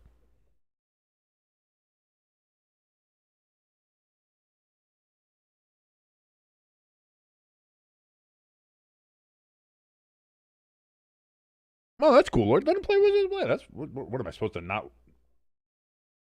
I don't even know what maximum football is. To tell you the truth, what is maximum football? What kind of game is maximum football? I'm an old man. I don't know what these kids play nowadays. Just give me my 10-yard fight and my ice hockey and my Super Mario Brothers, and that's all I want. And Mock Rider. People slept on Mock Rider back in the day, man. Mock Rider is one of the best NES games ever. I will stand all 10 toes on that one.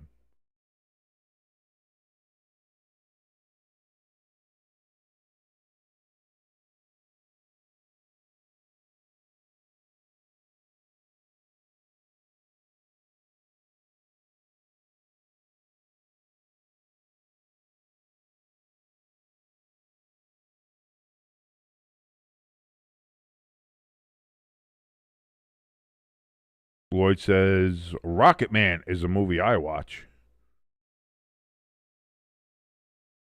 Or are you just saying that as I'm saying that? I don't understand what you're talking about. What?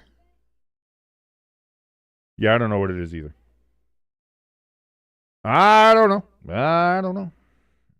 La-da-dee, la-da-doo, la-da-da-da, la-da-da-doo.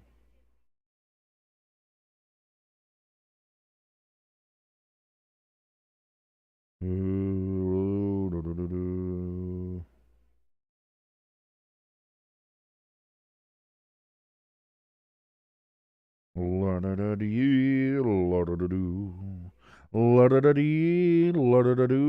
you see Fred Warner there in the booth with his girl and his kid, dancing around, having fun with the old child there at the game as he's recovering from his season-ending injury.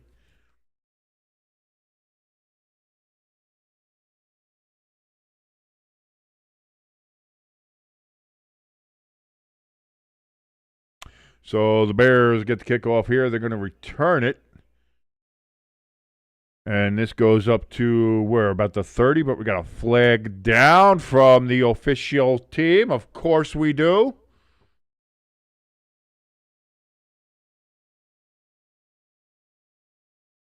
Holding on the Bears. By the way, this first half is going to take like 2 goddamn hours. It's going to be a 4-hour football game. Jesus Christ.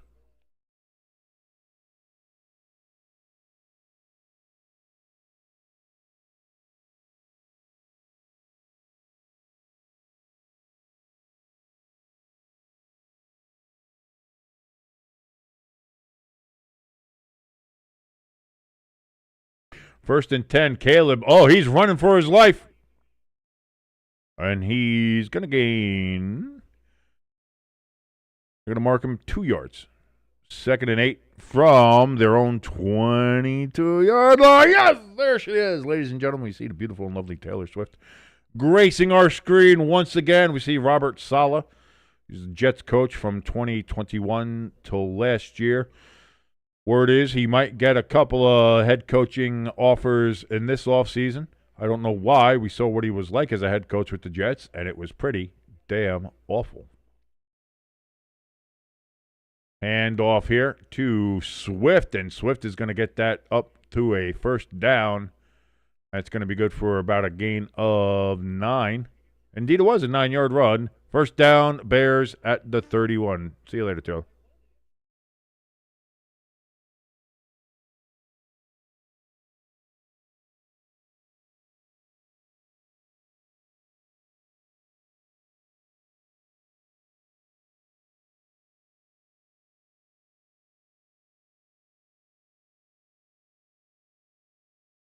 Burden in motion. Caleb under center. And the clock's going to hit 2 minutes. 2-minute warning here at 9:44 Eastern Standard Time. This game started at 8:20. We are now an hour and 25 minutes into this game, and we haven't hit halftime yet. ELS in the chat. ELS, how we doing, brother? Lloyd in the chat says, Disney made a movie called Rocket Man, and a dude who plays in Half-Baked and the cop in Dumb and Dumber plays in it. He's not very bright. Oh, yeah, I know that one. He also was in Down Periscope, by the way. Very underrated comedy movie.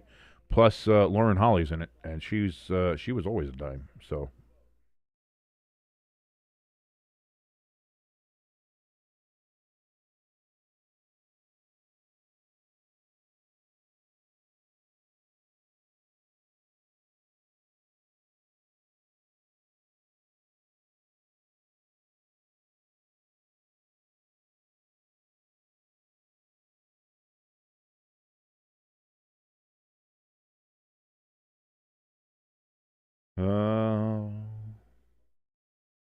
La-da-dee, la-da-da.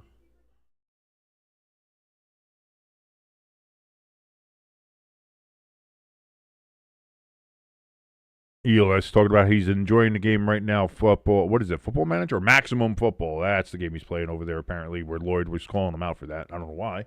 But I'm glad. Yeah, ELS saying he's enjoying that game with his cousin. And that's fine. Hey, listen, man. It's Sunday Night Football. Your Packers are in it. But hey, listen, ELS.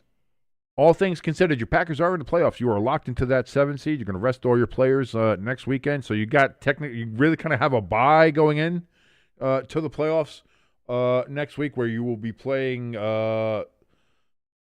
Either way, you might be playing the Bears. You might be playing the Eagles. You might be playing. Who else could you be playing? I don't think. Do the Eagles have a shot at the number one? I think if everybody loses, perhaps. So then you might be playing one of these West teams. Whoever comes out. I don't know. But you got fish to fry. But hey, listen, if you play the Bears again, I think you might look at that as being maybe a good thing. Maybe you got something. Maybe you got something on your side. So not to be too upset by that. That's fine, ELS. You don't have to worry. You did trivia all year for us, by the way. So, and that's the other thing too. Some of the trivia is bad. Maybe that's something I'll do in the off season and try to look to find like good, solid trivia that we could use. I think that'd be good.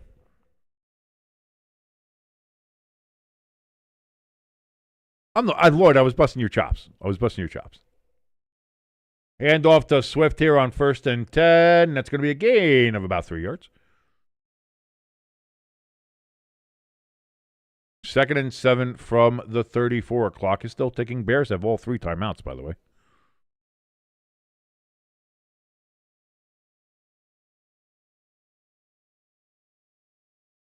Yeah, your running defense has got some issues. Well, again, you got to be in it to win it, as they say. So you're in the dance. Anything can happen, ELS.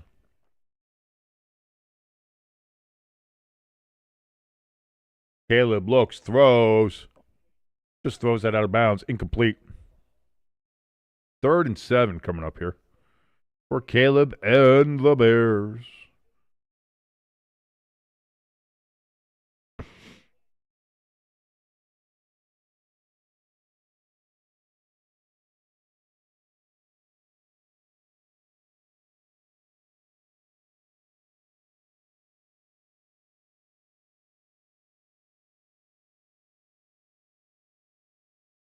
Play clock down to 6, down to 5 here for Caleb. He's in shotgun. Burden in motion. Oh, it's a jailbreak!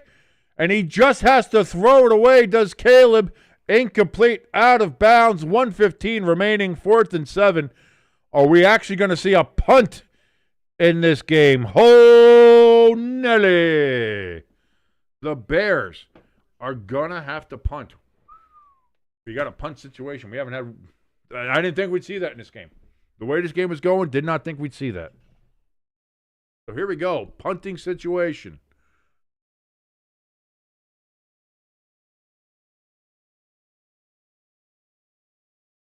Snap. Punt is away. And that's going to be caught at about the 9 and then immediately lit up as he did not wait for her fair catch. So 1:06 remaining. The Niners have the ball in their own 9-yard line with 1 timeout. Oh, wow. Absolutely murdered.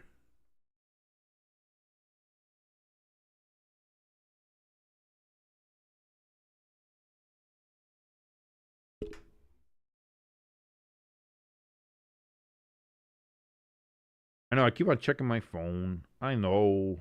It's like I'm watching Netflix or something.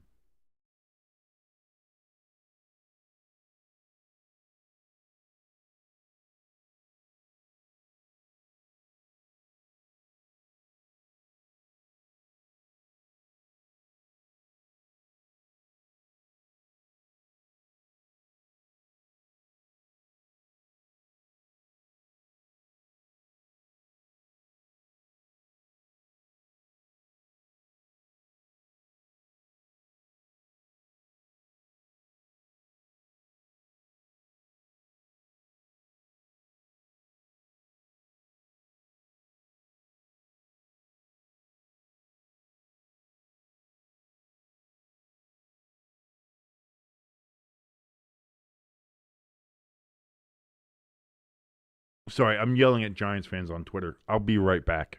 I'll be right with you.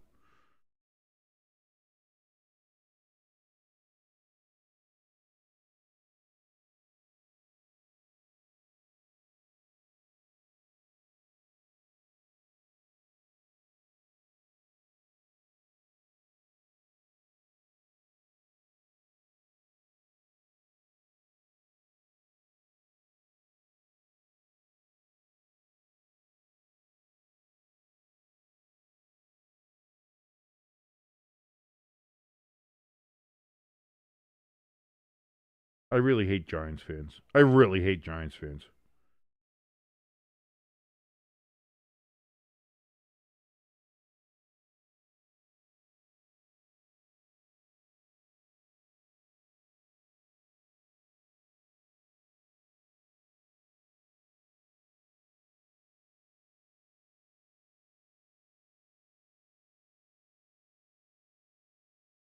Okay, I'm done being mad and yelling at Giants fans. 106 remaining, 1st and 10 for the Niners from the 9-yard line.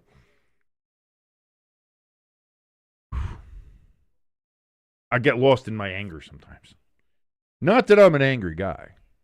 Not that I get riled up and go on rants. I don't do that. That's not the kind of guy I am. 1st and 10, Purdy getting chased around. He has to escape the pressure. He's now going to run down. Oh, he gets face masked down at the 11. Going to be a 2-yard run there for Purdy, escaping the pressure. 2nd and 8 from the 11. No flag. And the Bears now take their first time out. Hoping to get a little time here to do something if they can get the Niners to punt deep in their own end.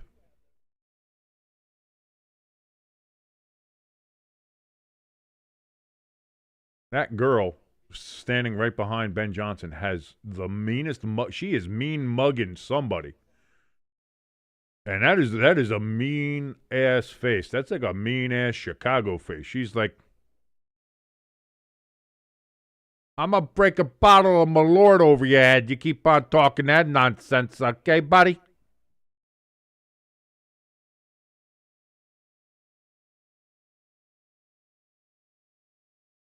.57 seconds remaining after the Bears timeout. 2nd and 8 coming up.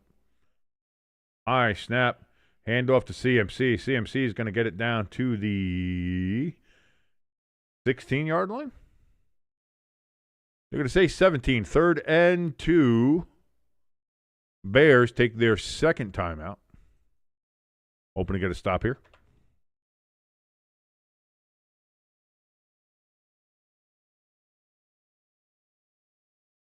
Lloyd says, King, don't let the anger sharks out. He also says, we're all figments of your imagination. Nobody here is real. That would make more sense. I get that. Because who would watch this? This doesn't make any sense. Nobody was in here in the chat room watching this nonsense. I'm with you, Lloyd. I 100% feel you on that one. As we get a quick Amazon work services, whatever the fuck that is, AWS. I'm trying to curse less. I do apologize. 52 seconds remaining and 3rd and 2 from the 17. Niners have to get to the 19 for a first down. Empty backfield here for Brock. He takes the snap. Brock throws over the middle. It's going to be caught by Tungus, and that's a first down to the 22-yard line. Clock continues to run. The Bears aren't going to use their timeout anymore. The Niners get up to the line. They don't want to use their timeout just yet. Purdy steps back, looks, throws over the middle. That's going to be caught. Niners get right back up.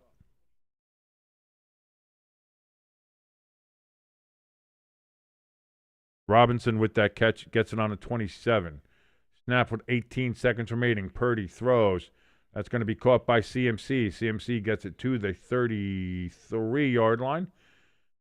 And the Niners will go ahead and use their final timeout with 12 seconds remaining. That was going so fast, I forgot to move Taylor down from the 22.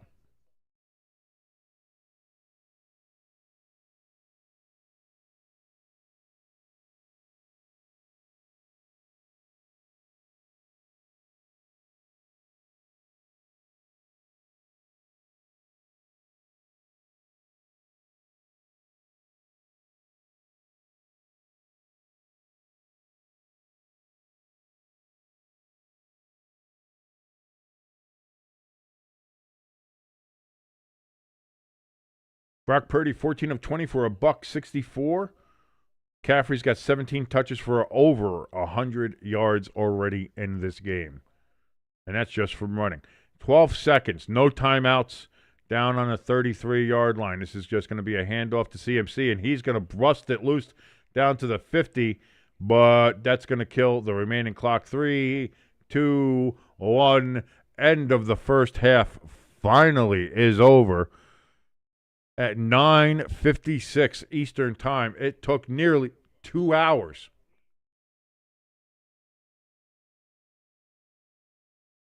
Jesus. We've had 7 touchdowns. In the first half, the Bears will receive the second half kickoff. So we could be right back to having a tie game right after halftime. Like, this is...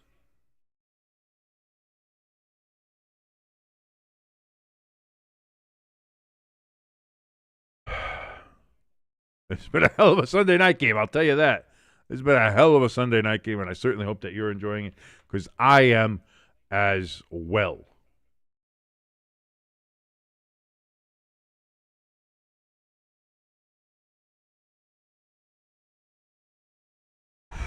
I can't believe the Steelers blew that game against the Browns. All you have to do is win, and you win a division, and you screw that up. The Steelers are going to end up losing that division. They're going to miss the playoffs. The Steelers are going to miss the playoffs. It just tell me it doesn't feel like that. Tell me it doesn't feel like the Steelers are just 100% missing the playoffs.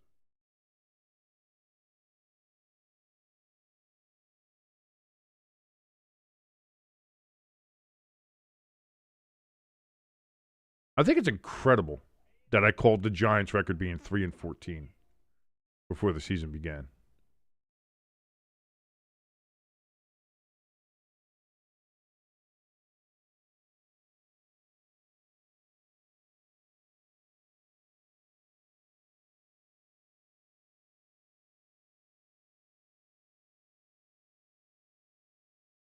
Oh, I do like a nice beverage. I do like a nice beverage. I was just looking over some other things here, looking at Twitter. All right. You know it's halftime. You know what that means. You know, I did the adult beverage here. And now that this is almost done, time for coffee. You know how it is. I might even get a piece of cake as well. It's going to be a little bit of coffee time. It's going to be a little cake time. And then we'll be back here for the third quarter for a little bit of a break. You take a break too. Take a piss. Grab yourself a snack. Give your wife the best 3 minutes she's ever had. Whatever you got going on. And we'll be back here for the second half. Coffee break right now, though. By the way, if you like any part of this channel, please go ahead and hit that like button, hit that share button. Let people know that we exist. And, of course, as always, if you haven't done so yet, please hit that subscribe button as we're on the road to 1,000 subscribers and hopefully being monetized here on a great and glorious platform known as YouTube. Lloyd said, also, you did say the Redskins would have a sophomore slump. Yeah, but I think I still had them. I think I had them as a sophomore slump, but I think I still had them doing well. I had them still making the playoffs. I had them at 12-5, which really isn't a sophomore slump, to tell you the truth. But they didn't just have a sophomore. I think Jimbo had the sophomore slump for the Redskins. I didn't have the sophomore slump. Jimbo had the sophomore slump. All right, anyway, coffee time. I'll be back.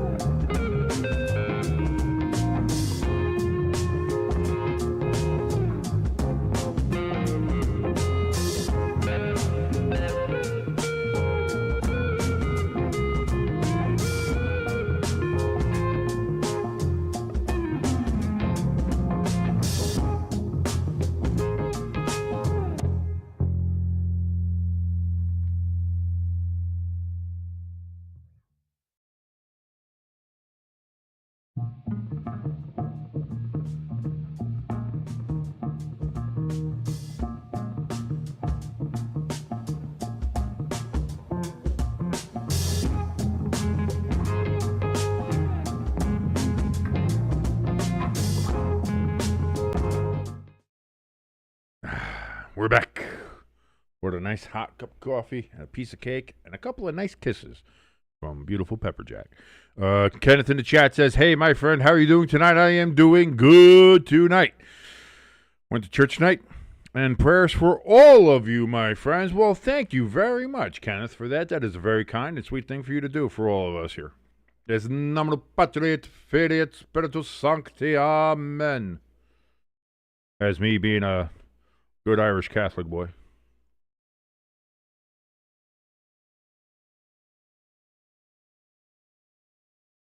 As we're getting ready for the second half to start here.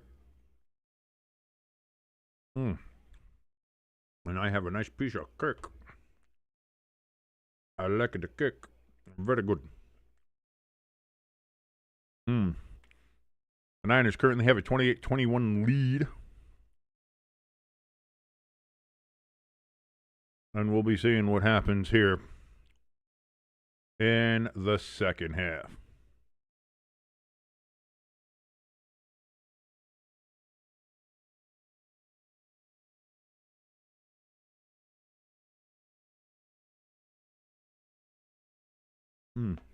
Sorry, I'm just enjoying this nice cake. That's a good cake. Little Christmas cake.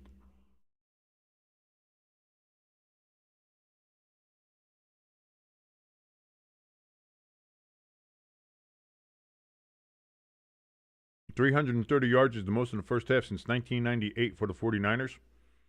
And Christian McCaffrey has 141 scrimmage yards in that first half. Jesus Christ.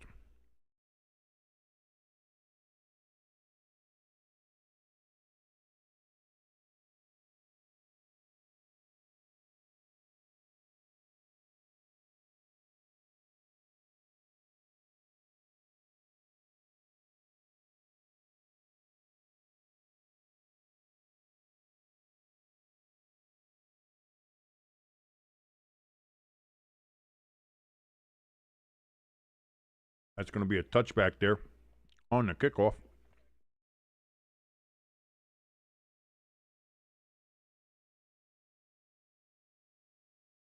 It'll be 1st and 10 for the Bears from the 35 as I continue to eat my cake and probably be a terrible, terrible play-by-play man here until the cake is done.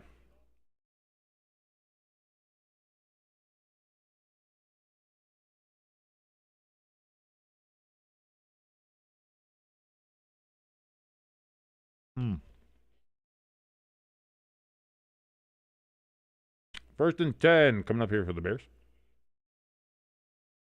Caleb Williams with a double play action. Looks, throws. It's going to be caught.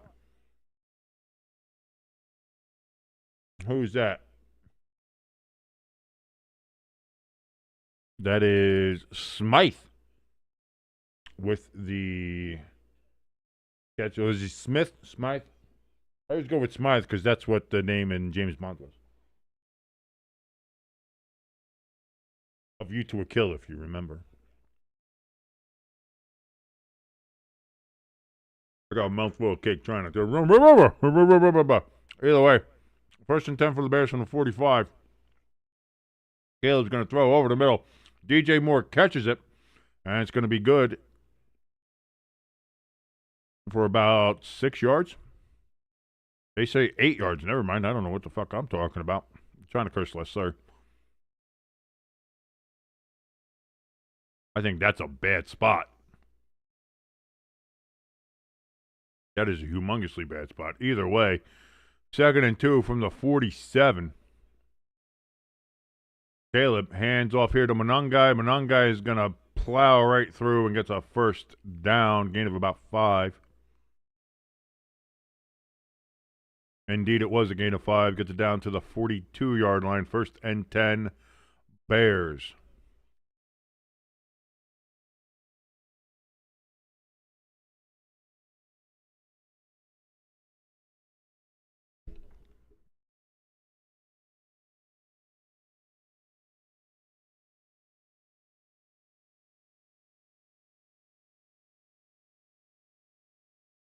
Play clock at 6. They get the snap off. Oh, Monongai's going to get tackled for a loss. All the way back at the 45. Looked like it could be a 3-yard loss. They're going to give him a little extra yard there because they're bad at spotting the ball. It's going to be a 2-yard loss. 2nd and 12 coming up from the 44-yard line of the 49ers for the Chicago Bears here on this opening drive of the second half. Oh, by the way, oh, that's my fault. Sorry, I was too busy eating cake. I forgot to move the halftime.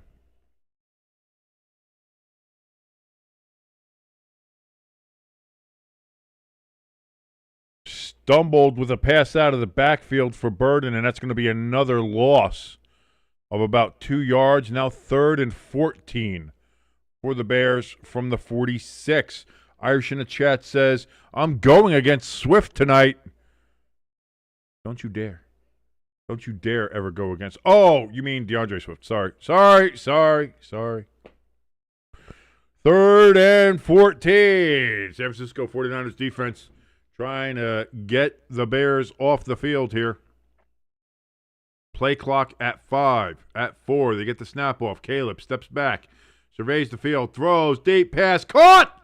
First down, Bears. Unbelievable.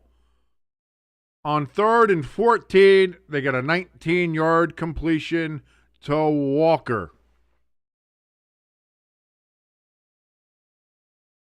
Ja'Day Walker with a 19-yard reception. And the Bears keep the ball moving. They keep the chains, which the NFL doesn't use anymore, moving. 1st and 10 from the 27. Komet in motion. Play action. Bootleg here for Caleb. He's going to throw. That's completed. Down to the 10. Down to the 5. Down to the 4 for Burden. 1st and goal, Chicago Bears. And we are starting off right where we left. We're starting up right where we left off there in the first half.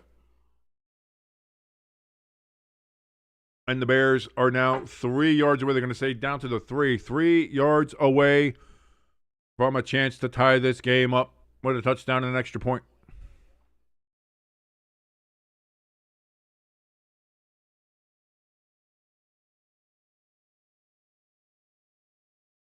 Handoff to Monongai. He's going to get a yard. 2nd and goal from the 2.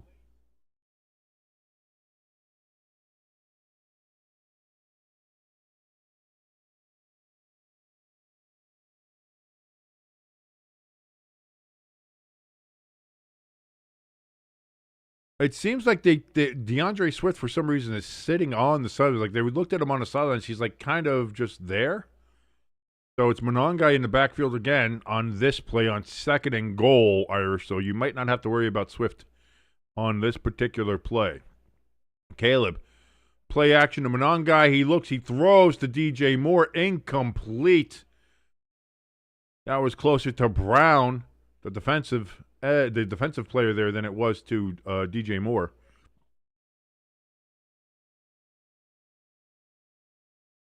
Third and goal.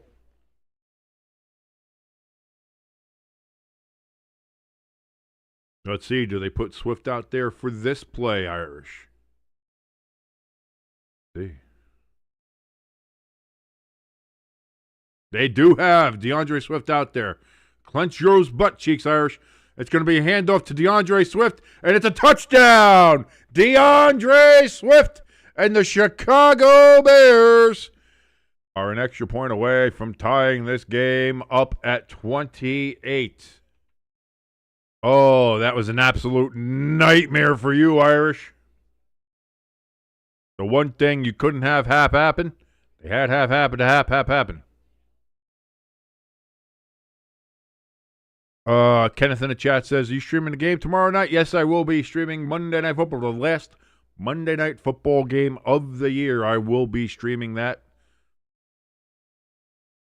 Carlos Santos, snap, hold, kick up, and the extra point is good. And we've got a tie ball game in Santa Clara once again, 28-28.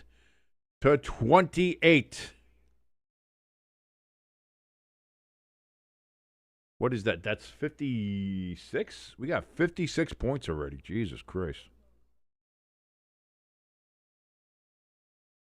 Irish in the chat says, no!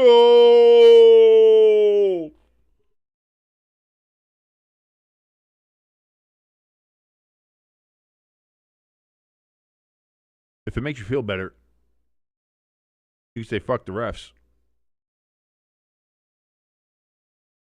I don't know why. I don't think the refs had anything to do with that, but. Or if you're feeling angry at Swift, you can look at this Swift and feel a little bit better. I mean, you may not feel that comfortable. Your pants might be a little tighter, but that's just, that's a normal reaction. 9:51 remaining in the third quarter. Bears just tied it up after the opening drive of the first half. They go down the field, tie the game 28-28. The San Francisco 49ers will now have their opportunity to go down the field. And as you can see by the score, neither one of these teams has really struggled getting the ball down the field and trying to score. So let's see what the Niners do on this possession.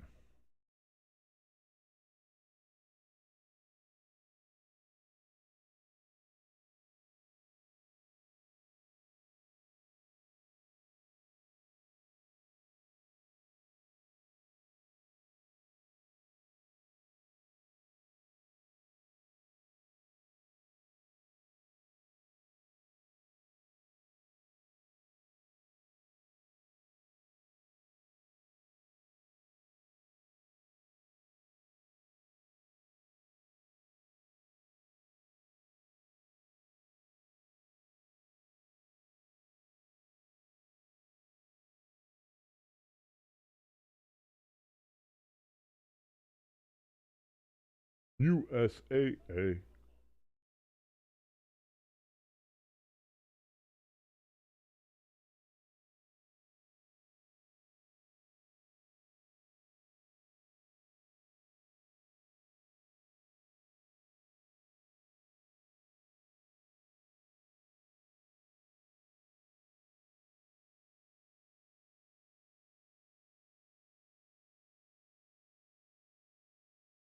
Taking a look at some of the San Francisco 49er fans out there, some real old hat with a big giant gold hat. There's some other weirdos there with the weird leather felt helmet things on. They're weird. Irish says, I am so pissed off right now. Kickoff is away. That's going to be out of the back of the end zone. Actually, it's going to land near the back. Has to be touchdown there by the Niners. And it is touchback to the 35.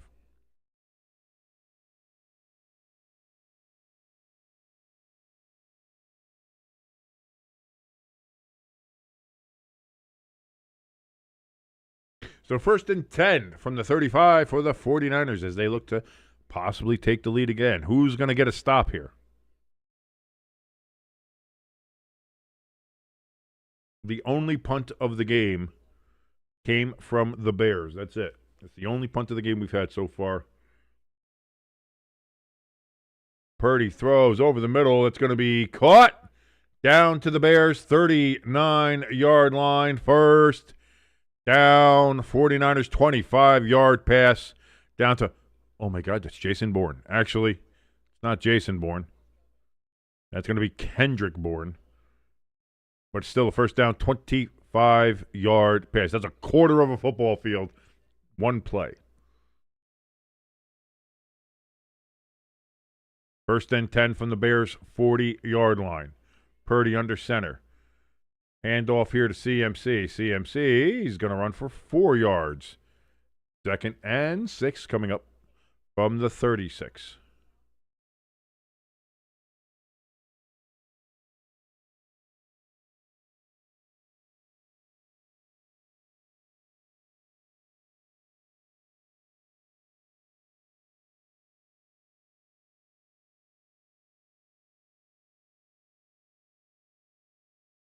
Purdy hands off to CMC. He's going to rush it out to the left side, and he's going to be Across the first down marker, first down, 49ers at the Bears, 30-yard line, 6-yard run for CMC.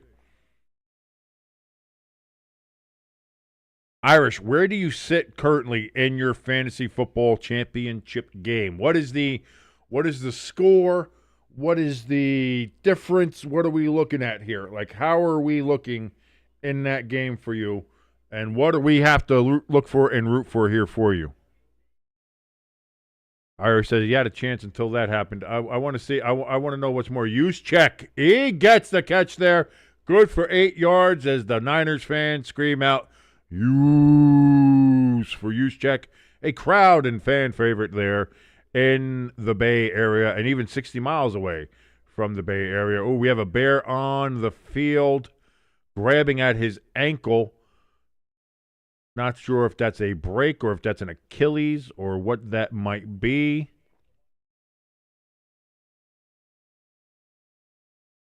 Sewell is the injured Bear on the field right now.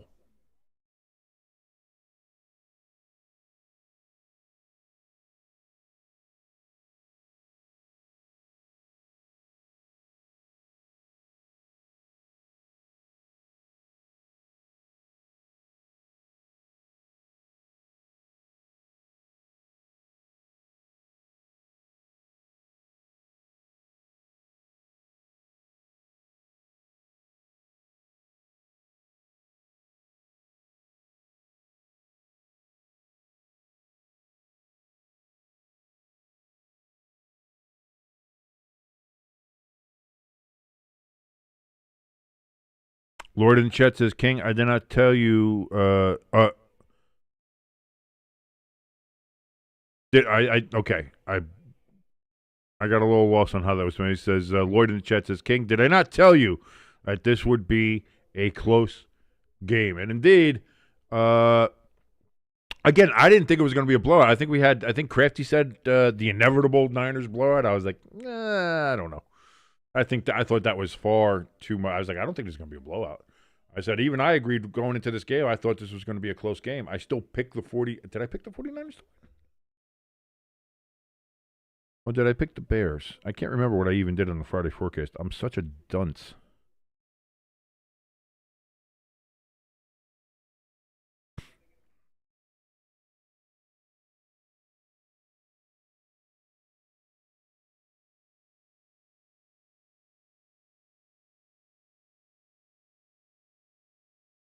No, I did pick the Niners. Okay.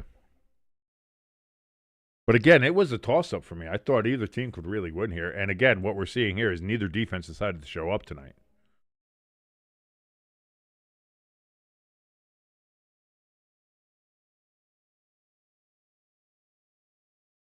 Is there anything more gross in the world than a Chicago pizza, otherwise known as a tomato pie casserole, whatever that is? Disgusting.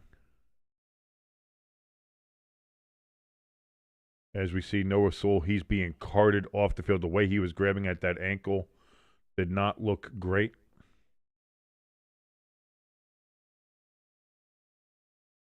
Oh, no. Non-contact. And as he went to go run, yeah, he put pressure on there, so that looks like that could be an Achilles situation. That's not great.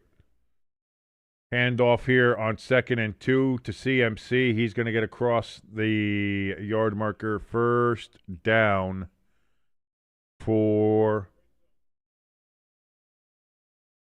the 49ers. They were at the 22-yard line. I didn't have Taylor up there because we were worried about Noah Sewell there. And didn't get Taylor up there. So we'll just give her a peek. They were on a 22. Hi, Taylor. He gets to make her appearance.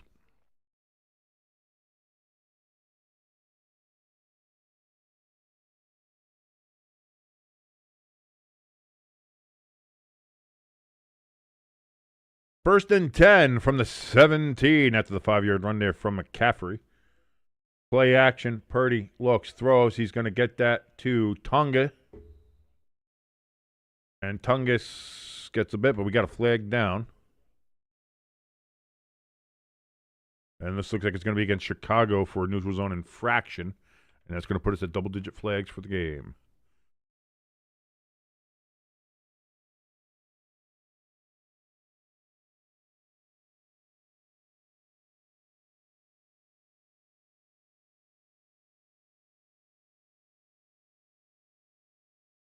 5-yard penalty, repeat, first down. So Tongas did get that catch for 5 yards, but when you get 5 yards and still have it down, you take the down. So Tongas loses those 5 yards in receptions. Juszczyk in motion, handoff to McCaffrey, and he's going to get a yard, if that, as he gets driven all the way back there by Dexter. They're going to say no gain. Okay, 2nd and 5. So they end up in the same spot, 2nd and 5 from the 12 for the 49ers. McCaffrey comes out of the game, takes a little bit of a breather.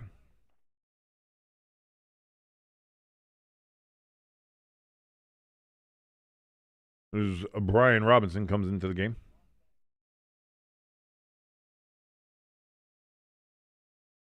Purdy and shotgun, empty backfield. He steps back. He's looking. He looks, and he throws to Robinson. And Robinson is going to fight his way for a first down as he gets there. First down for the Niners, and that's going to be good enough for 1st and goal at the 6. Brian Robinson, man, I really do. I liked him when he's with the Skins. I really do like him. He's a great, hard-running, never gives up on a play type of runner.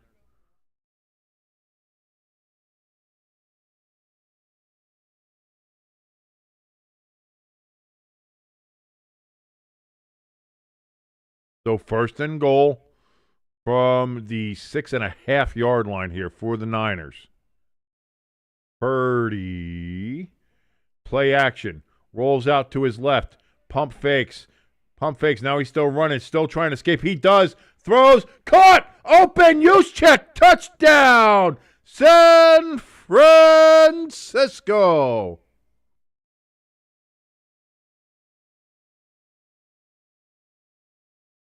His wife's got to make a new coat for that. Brock Purdy just breaking ankles on that play, keeping it alive, and then throwing it to a wide open Juszczyk as all the rest of the Bears gave up on it and gave up on him.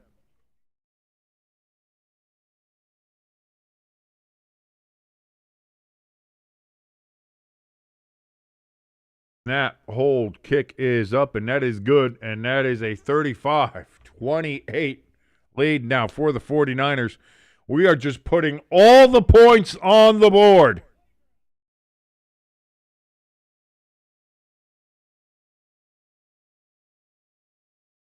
Irish in the chat says, I need DeAndre Swift to not get much more.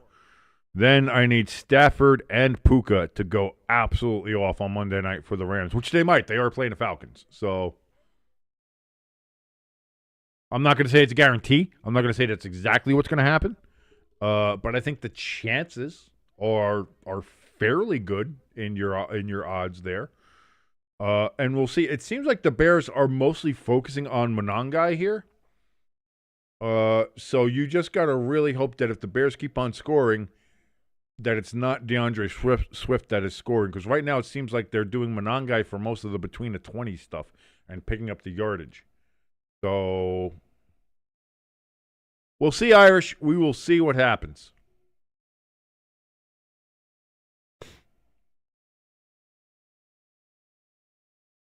What was the, let's see here.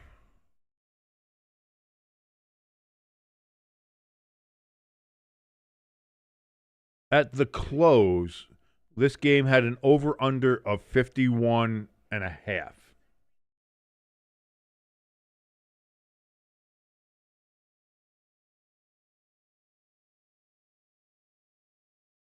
We're at currently, 63 points?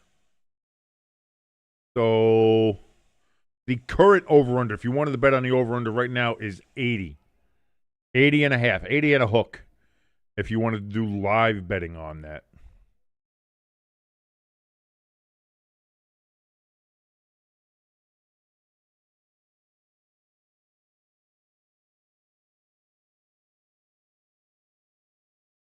Dude, if you had bet the over on this game and put a significant amount on it, you're doing pretty good. You're doing pretty good right now.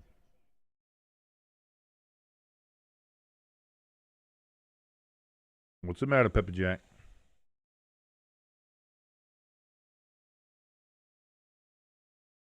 Well, yeah, that's what happens with old milk cups. Did you use hot water to wash it out?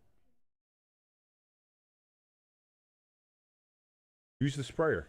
The sprayer usually helps get it a little bit out, too. And use the super, super hot water.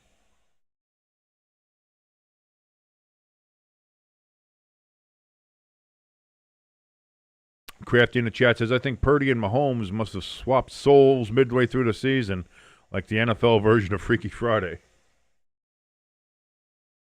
I'm telling you, man, listen, people have been sleeping on Brock Purdy since he came into the league simply because he was Mr. Irrelevant. And he's done nothing since he's been in the league other than make it to an NFC Championship game with the Eagles, then viciously injured him very maliciously. That he made it to a Super Bowl, which only got screwed up by his coach not knowing what the overtime rules were. And all he's done is consistently show that he's good. Whoa! Bears trying to make a bit of a return there, but only get it out to about the 20-yard line, and that's where they'll start. 1st and 10 from their own 20. Can the Bears once again answer the bell against the San Francisco 49ers of Santa Clara? 80 yards to glory to do so.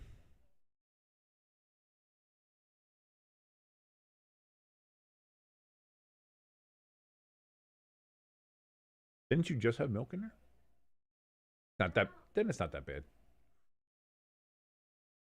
Milk won't kill you. Hand off here to DeAndre Swift. That's going to be good for about 5 yards right up the middle. 2nd and 5 from the 25. For the Bears, Irish is saying, fuck! Because he doesn't want DeAndre Swift to go ahead and get any carries or any yards. Ah, cracked the neck.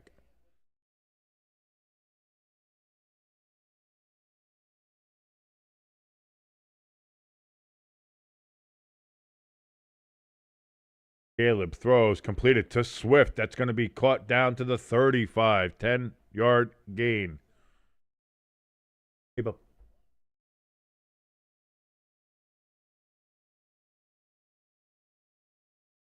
And again, Irish can't be happy. DeAndre Swift all of a sudden. I was sitting there saying, oh, they're going to focus on Manon guy. They were really focusing on Manon guy. It's like, all right, on this drive, they went right back to Swift. Shit. Whoops.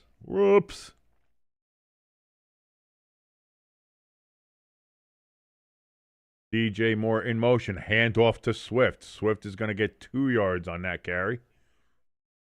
2nd and 8 coming up from the 37. Crafty says, nice sidearm throw there by Caleb. Agreed. Again, Caleb has played very well in this game. Caleb has acquitted himself in a lot of these games. Maybe he hasn't played some of the best, but he's played well enough. And in this game, he's playing very well.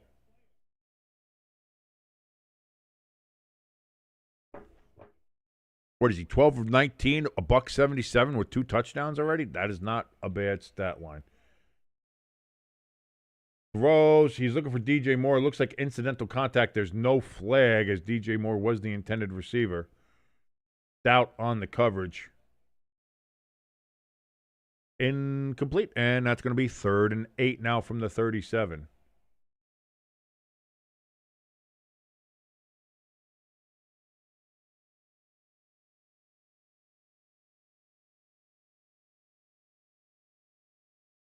.302 remaining in the third quarter.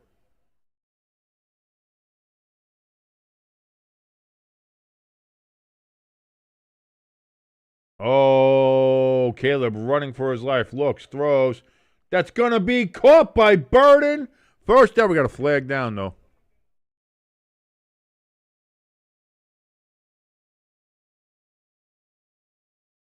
Offsides on the 49ers. That will be declined. First down stands. And that's going to be all the way down at the Niners. 36-yard line, 27-yard pass from Williams to Burden, who has lifted the burden of the Bears, who were facing a 3rd and 8. And now have a first down in Niners territory. Crafty says these completions are insane. This whole game is nuts. This game is a Just a fever dream. This is what everybody wants to do on Madden. Swift, that's going to be a loss of 2 yards on that play. Knocks him back to the 38-yard line. 2nd and 12 coming up. As we are out at 2:16, 2:15, 2:14 remaining in the third quarter here on Sunday Night Football. Thank you for joining us, ladies and gentlemen. My name is King. This is Stay Tuned Sports. You like any part of this broadcast, please hit that like button. Hit that share button. Let the world know that we exist. And, of course, if you have not done so yet, please hit that subscribe button as we are on the road to 1,000 subscribers and hopefully being monetized here on this great and glorious platform known as YouTube. That is going to be caught by Walker. He's going to be about 1 yard short of the first down. That's going to be a gain of 11 on the pass from Caleb. 3rd and 1 from the 27. Can the 49ers defense hold? Can any defense hold? We're going to find out here.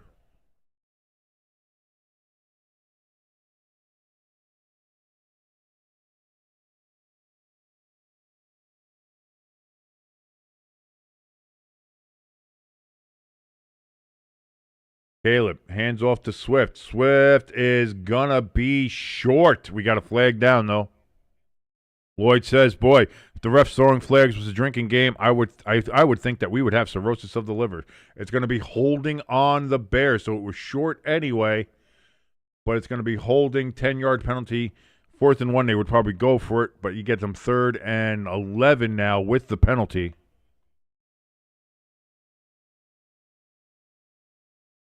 And, yeah, boy, he's just grabbing the sleeve. That's as obvious can get.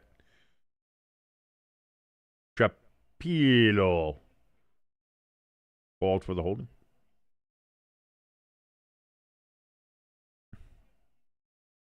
Third and 11. 1:15 and counting remaining.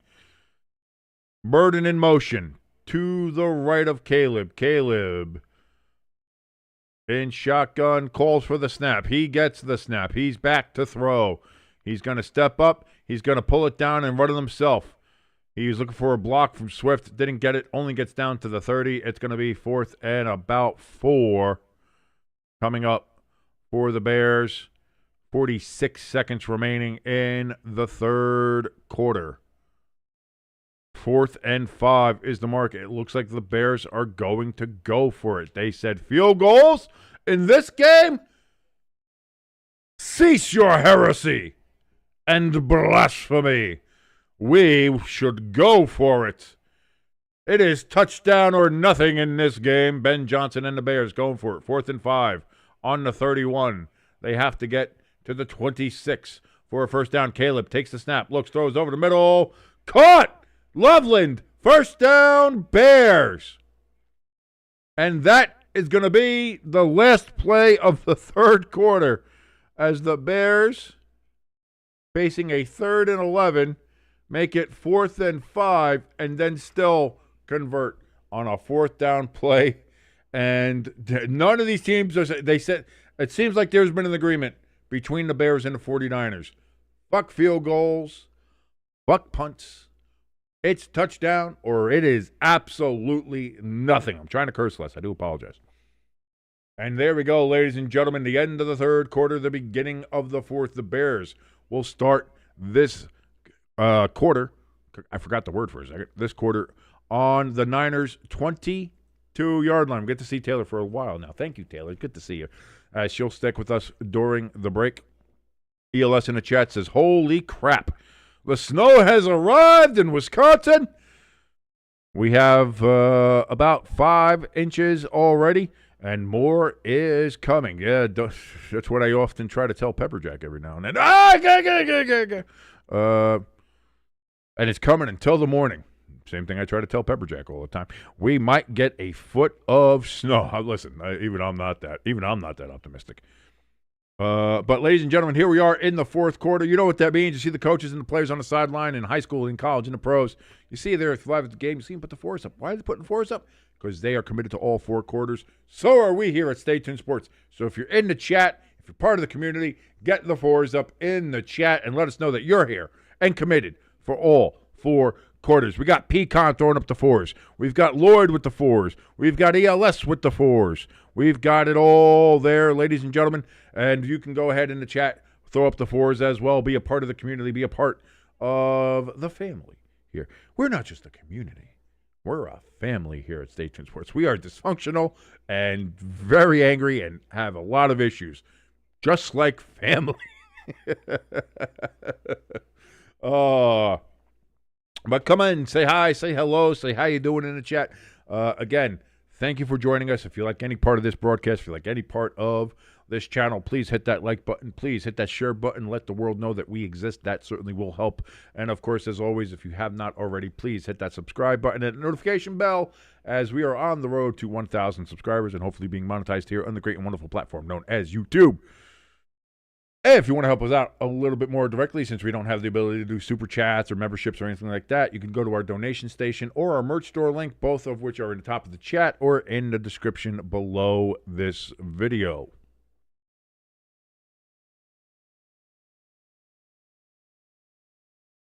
So here we go. Start of the fourth quarter. Lloyd says, King, we aren't as dysfunctional as we once were. Yeah, no, but we're still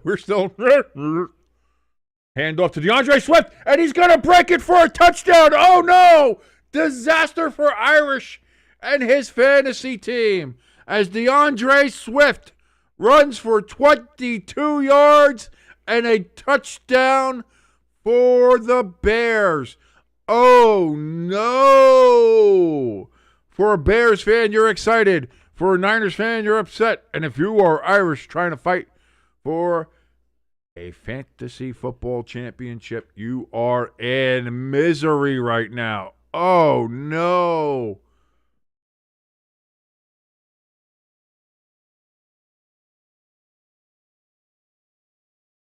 Cairo Santos on for the extra point to tie this game. As both teams had said, we are just going for it.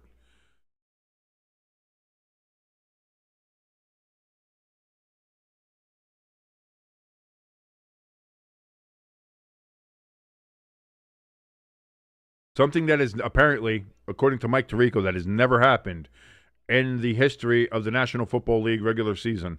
Has a game had teams tied at 7, 14, 21, 28, and 35, all in the same game. Never happened in the regular season. Apparently has happened once in the postseason. But this is amazing. Irish in the chat says later, guys. He said Irish is not having a good day. Irish is not having a good day. We love you, Irish. We do. I do feel bad. Hey, listen, maybe Stafford and Puka go off tomorrow. Maybe that's, you gotta see what happens there. There's still hope. Never give up hope. Hope springs eternal, Irish. Our boy Irish Panic in the chat. His fantasy team going up against his opponent apparently has DeAndre Swift. And not going well. Not going well right now. Kickoff here. The 49ers are going to return this up to the 20, to the 25, to the 30. Looks like he dives to the 31 or 32-yard line. They're going to spot it at the 31. And that is where Sky Moore returns that ball and where the Niners will start here. The Bears win tonight and win Week 18 versus Detroit, and Seattle loses at San Francisco. They get the number 1 seed. If the 49ers win tonight and win against Seattle next week, they get the number 1 seed. So the Bears still alive for the number 1 seed. The Niners still obviously alive for the number 1 seed. A lot at stake here. Both of these teams are saying we are going all out. Brock Purdy, play action, 1st and 10, throws. That's going to be caught by Ricky Pearsall. That's going to be a gain of about 8 or 9. They're going to say 8 down to the 39-yard line. 2nd and 2 coming up for the 49ers. Brock Purdy is the first 49ers player with 2+ pass touchdowns and 2+ rushing touchdowns since the 2012 postseason. Guess who did that? Old Colin Kaepernick himself.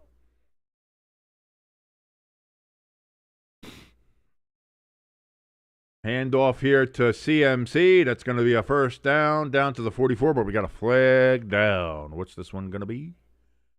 And this looks like it's going to be against the San Francisco 49ers.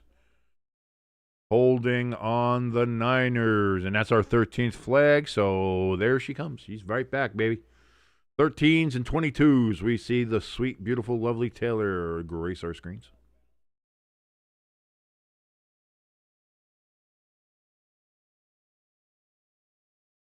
Lloyd says he thinks that this game is the game of the year for the NFC. No,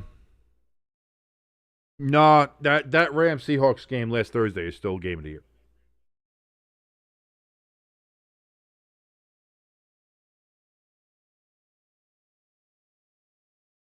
Purdy steps back. He's looking to throw, escapes the pressure, stiff arms, looks, pump fakes, and then he just runs it himself on 2nd and 12. That's going to be good for about 5 yards, makes it 3rd and 7.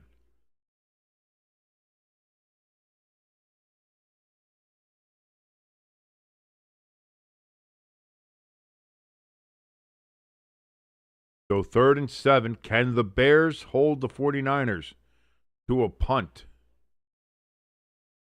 Will the Niners be the team that blinks first? McCaffrey in the backfield moves from left to right on Purdy. Purdy steps back, looks, steps up in the pocket, throws down the field, caught! Ricky Pearsall at the Bears' 49-yard line, first down, Niners. Holy Christ, nobody is just at this point, just take the defenses off the field and just let these guys go. Do like a 7-on-7 drill. Like, what are we even doing there? My God.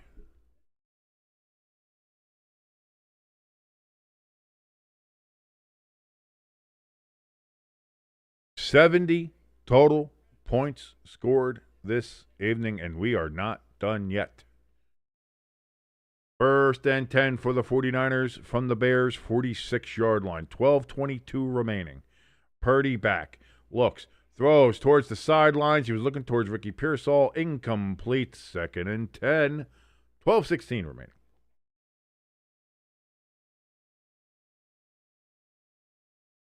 By the way, in case you're wondering, Taylor Swift is on our screen. Why? Because we have 13 flags. Whenever we have something that's a 13 or 22, you will see the lovely, beautiful Taylor Swift grace our screens because I like Taylor Swift. So each hit. 12:16. Use check in motion. It's going to be a handoff here to Brian Robinson. Robinson on 2nd and 10. He's going to get 3 or 4 yards on that particular play. It's going to be 3rd and 6 or 3rd and 7. Depending on the spot here from the officials. We're going to see here, waiting for that. 3rd and 7 is going to be the official call. Only a 3-yard run from Robinson. So the Niners facing 3rd and long yet again.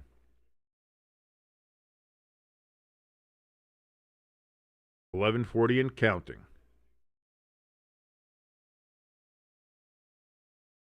Have to get to the 36-yard line for a first down. Purdy looks, throws, hit as he throws, incomplete. 4th and 7. Are we going to have our first punt of the game?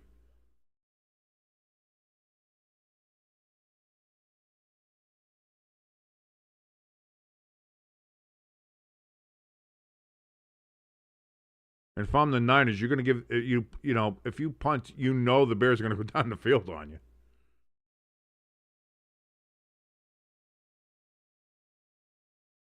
The 49ers blink. The 49ers are going to punt.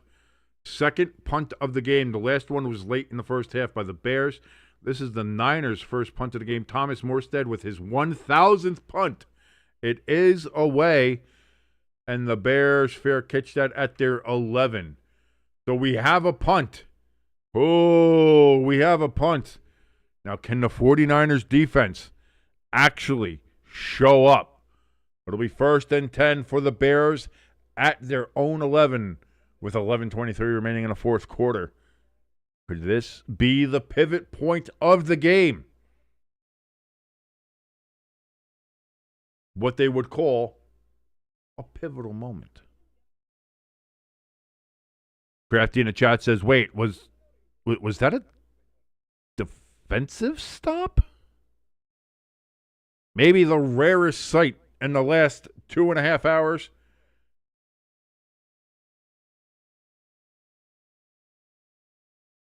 We had a sighting of defensive football in Santa Clara, and there was indeed a punt, which I'm sure makes all Cleveland Browns fan very happy. Punt.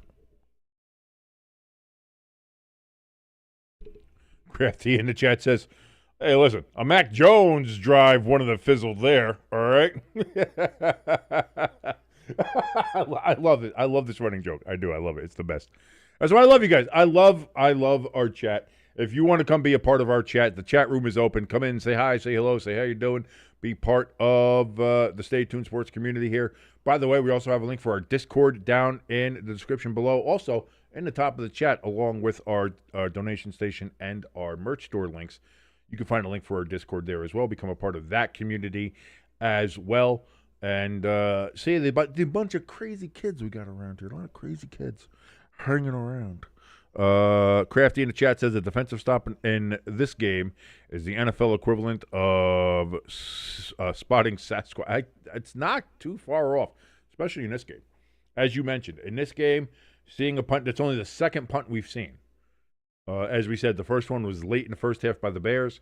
Now we have this stop here, and this one I think is more crucial, more pivotal. Considering that the Bears punt was with only a couple of seconds left, the Niners only had one timeout, and that ended up on that Niners drive, ending the half as they just got to midfield there. So it was more of an inconsequential punt. This one, there's 11 minutes and 23 seconds left in the fourth quarter in a tie game. And the 49ers defense, outside of that one drive at the end of the first half, has shown an absolute inability to stop the Chicago Bears offense. So let's see if they can do so here. Caleb in shotgun from the 11-yard line, their own 11-yard line. Throws, it's going to be caught by Tyler Burden. I'm sorry, Luther Burden. I don't know why I said Tyler Durden. Maybe I had it on my mind. Either way, huge gain for Burden and the Bears. 25-yard pass, first down and 10 from their own 36 now. Jesus. It's going to be this. It's going to be this. It's going to be this kind of game here. He says, historically, the Bears defense does its best work in the fourth quarter. At this point, if it does any work, that's going to be just what the Bears need. First and 10 now from the 36. Caleb under center. Komet in motion. Caleb, he's going to roll out to his left, looking to throw. Now he just pulls it down, gain of 3 yards, out of bounds. Second and 7 from the 39.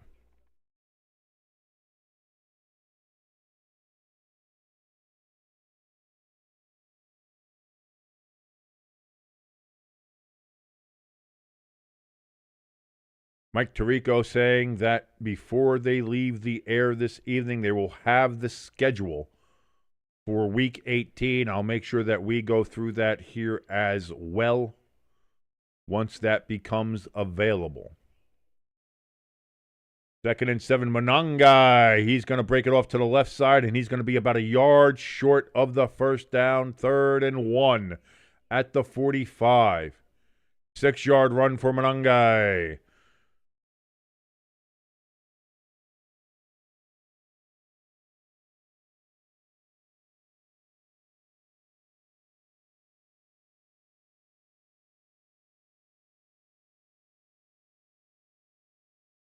Stout for the Niners being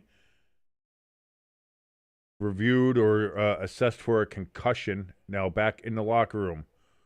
Caleb, quarterback sneak, first down, Bears. As they have it now down at the 46, 47. Where are they going to spot this? Going to give them all the way to the 48. First and 10, Bears at the 48-yard line. Woo, boy. We are under 9 minutes to play. We look at Robert Saleh. Boy, that big Robert Saleh defensive genius thing I know they've had a lot of injuries. I know they're working with a skeleton unit here. But we saw the Colts kind of hang a lot up on them, and now we're seeing the Bears hang a lot up here on the Niners. Deep down the field, caught Loveland down to the 19-yard line of the 49ers. First down, Bears, 32 yards. Caleb Williams to Loveland, the tight end out of Michigan.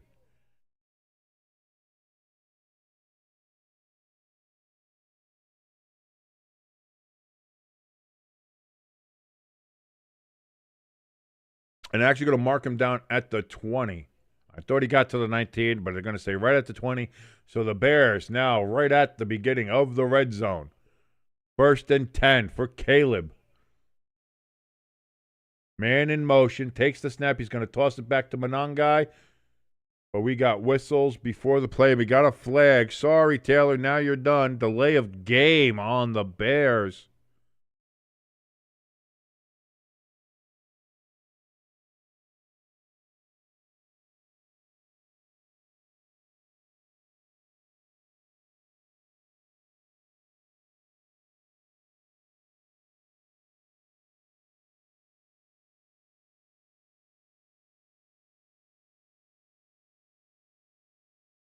So now, because of the penalty, it's 1st and 15 from the 25.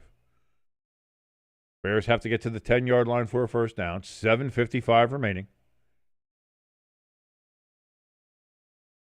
Caleb hands off to Monangai. Monangai drives, and he's going to get 4 yards.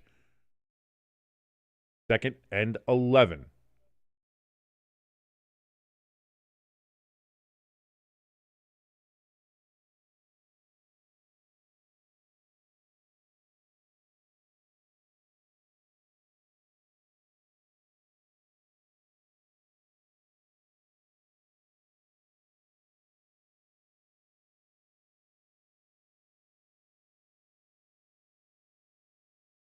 $7:20 and counting remaining here in the fourth quarter. Bears sitting at the 21.5-yard line. Caleb takes the snap, throws to Monangai out of the backfield. Monangai gets back to the 20, but that is it. And we got a real late flag coming in here.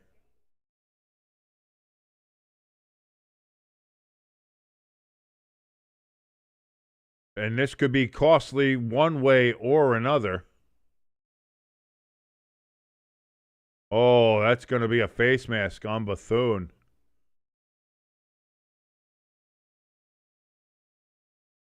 $15 yards for grabbing the face mask of Loveland.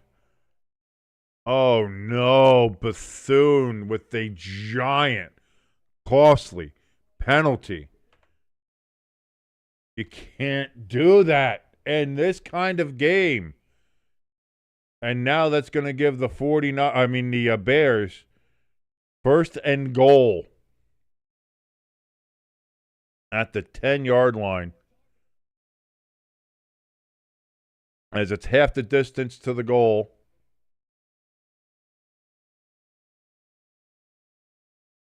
Caleb looks, throws. That's going to be caught by Loveland. Gain of 2 yards. 2nd and goal from the 8.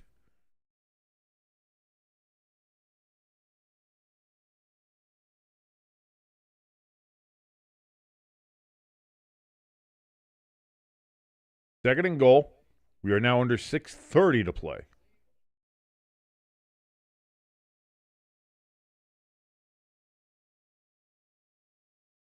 Caleb under center. Komet in motion. Shovel pass here from Caleb. And Monangai is going to be stopped for a loss of 2 yards.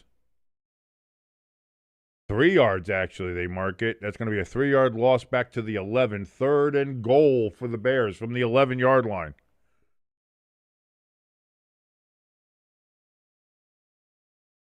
Thank you, ladies and gentlemen, for joining us here on Stay Tuned Sports. My name is King, watching along with Sunday Night Football. The Bears 35, the 49ers 35. 3rd and goal from the 11 for Caleb Williams and the Bears as they look to take the lead late in this fourth quarter. Man in motion. Caleb takes the snap. He's back. He's looking to pass. He throws wide open to Monongai, and he overthrows him. A overthrow, and it's going to be 4th and goal from the 11. Do the Bears kick a field goal, or do they go for the touchdown? Is a field goal going to be good enough? Do the Bears feel comfortable with a field goal in their defense? They were able to get a punt on the last drive by the 49ers. Do they feel they can get another one? They haven't been able to do much of that in this game, but we will see. The Bears are going to go for the field goal with Carlos Santos to make it 38-35. Snap, hold, kick is up, and Santos splits those uprights as perfectly as you can. The Bears with the first field goal of the game. Make it 38-35.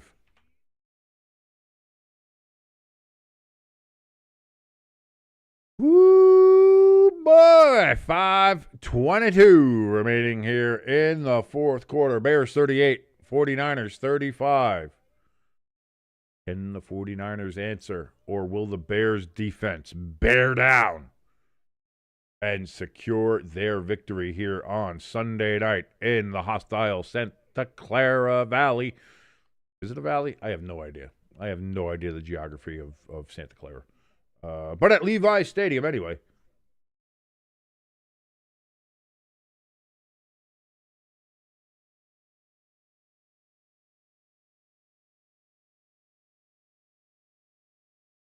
By the way, in our poll in the chat, 67% of the people who voted say that the San Francisco 49ers would win this game. Only 33% said the Bears. Right now, 67% of the people who voted are 100% wrong. Will that change in the next 5 minutes and 22 seconds? We're going to find out here together, ladies and gentlemen. Thank you so much for joining us. My name is King. If you'd like to be aware what's going on here, what's going on in this Stay Tuned Sports universe with your boy King here, you can go ahead, hit that like button. That helps us out tremendously. Hit that share button. Let the world know that we exist. That certainly is a gigantic help for us here. And, of course, as always, helps you to know when we're on the air, helps us to, build our audience here. You hit that subscribe button, hit that notification bell. You're going to know whenever we go live with a game, with our countdown power ranking show, when we do the Friday forecast, all of that stuff. Plus, obviously, as football season comes to a close here, going to be doing more hockey live streams and keeping our eye on that. Might do a couple of games there, obviously, during the Olympics to see what goes on there. So you want to kind of be a part of this here, you can do so. Just make sure you hit that subscription button.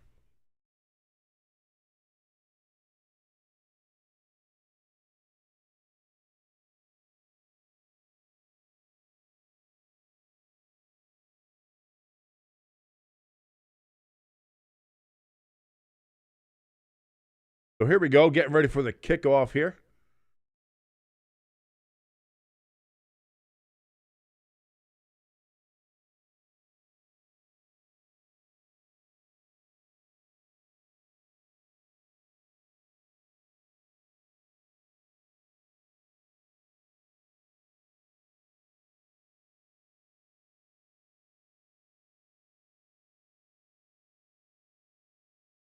And the Bears kick this off, and that's going to be a bit of a squibber. Kicked up at the 8, return to the 20, to the 25. And that is where the 49ers will start. 1st and 10 from the 25.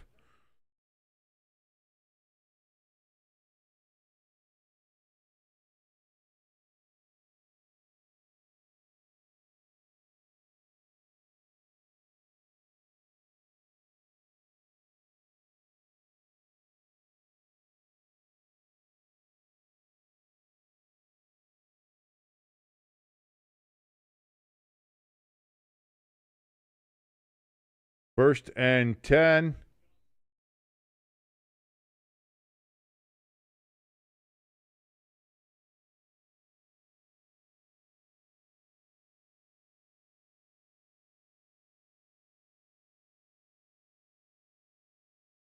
They're starting to wonder if Christian McCaffrey has maybe a little bit of a sore back as he's got the vibrator on his back. He's doing some stretches and trying to stretch that out. McCaffrey with the 4-yard run there on first down, 2nd and 6 from the 29. Purdy in shotgun takes the snap. Running out of time, throws incomplete. Looking for McCaffrey. That is knocked away. 3rd down and 6 coming up here for the 49ers.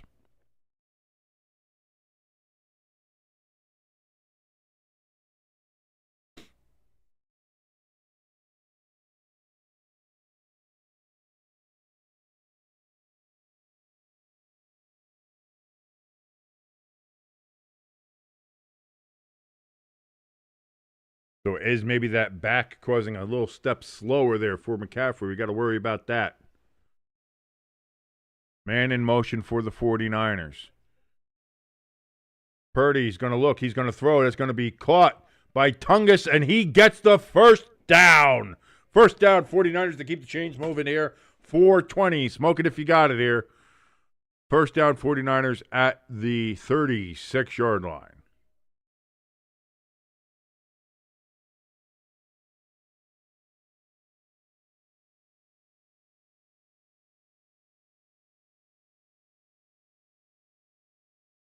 Tongas stepping up big in this game for Kittle, who is out with that ankle injury. Purdy steps up, throws.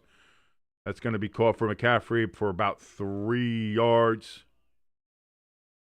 McCaffrey a little slow to get up. You could tell he's got, struggling a little bit with that lower back. 2nd and 7 from the 39.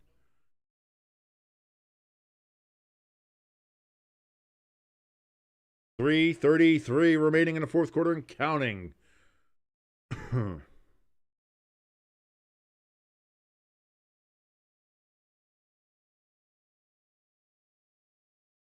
Purdy in shotgun. Use check in motion out of the backfield. Purdy steps back, looks, throws, dropped. Hungus drops it, but we got a flag down. What is this flag going to be?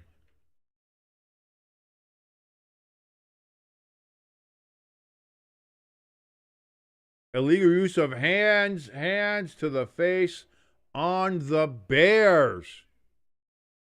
Huge penalty. 5 yards, but an automatic first down. First down and 10 from the 44-yard line. Could be a face mask, not just illegal use of hands. Jesus, he's all up in there. He's grabbing.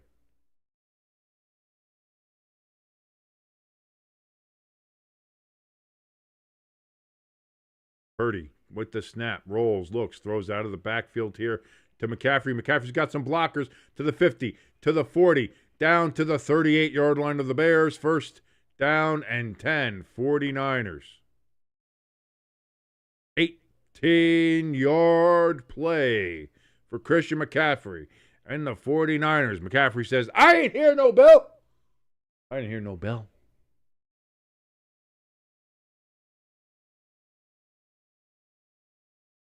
I used to chat. The chat died on me. Everybody's watching the game, probably.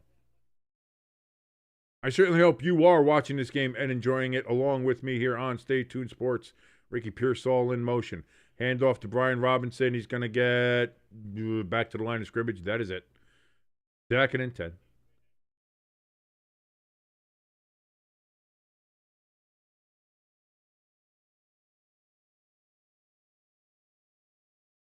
We are down to 2:45 and counting. This feels like the drive of the game. It's all going to come down to this, ladies and gentlemen.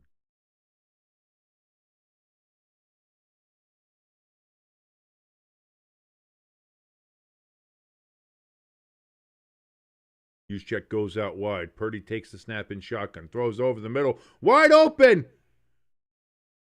Juwan Jennings is going to go in. Touchdown 49ers. Jesus.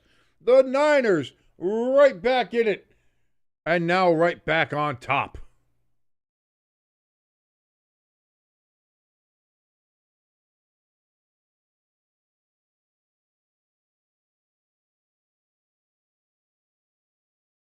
Woo-hoo-hoo-hoo. But there is 2:23 remaining. And the Bears have all 3 timeouts, plus obviously the 2-minute warning. Lloyd in the chat says this game is good. This game is stupid. It's fun to watch, but this game is straight up dumb. This is just a dumb game. 2:15 remaining. Extra point coming up here. Snap, hold, kick, up, good, and it is 42-38.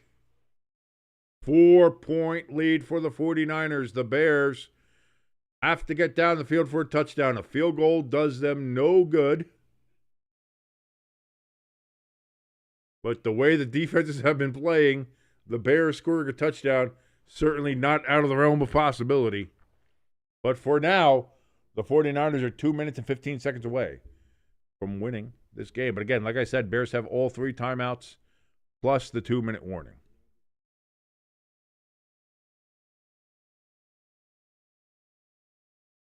Woo-hoo-hoo!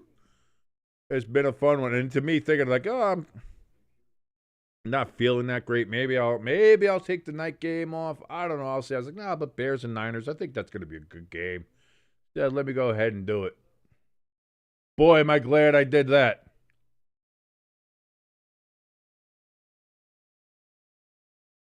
Lloyd says better than the Steelers fumbling against the dude. Like the Steelers, man, they're just one of those teams that just. It's like, boy, there's everything. And again, it doesn't matter who it is, whether it's Aaron Rodgers, whether it was Ben Roethlisberger, whether it's Kenny Pickett, whether it's Russell Wilson, doesn't matter. They're just one of those teams that it's like, just when you think they got something, they're going to turn the corner, they always find a way to screw it up. Always. Crafty in the chat says, meh, Mac Jones would have never fallen behind in the first place.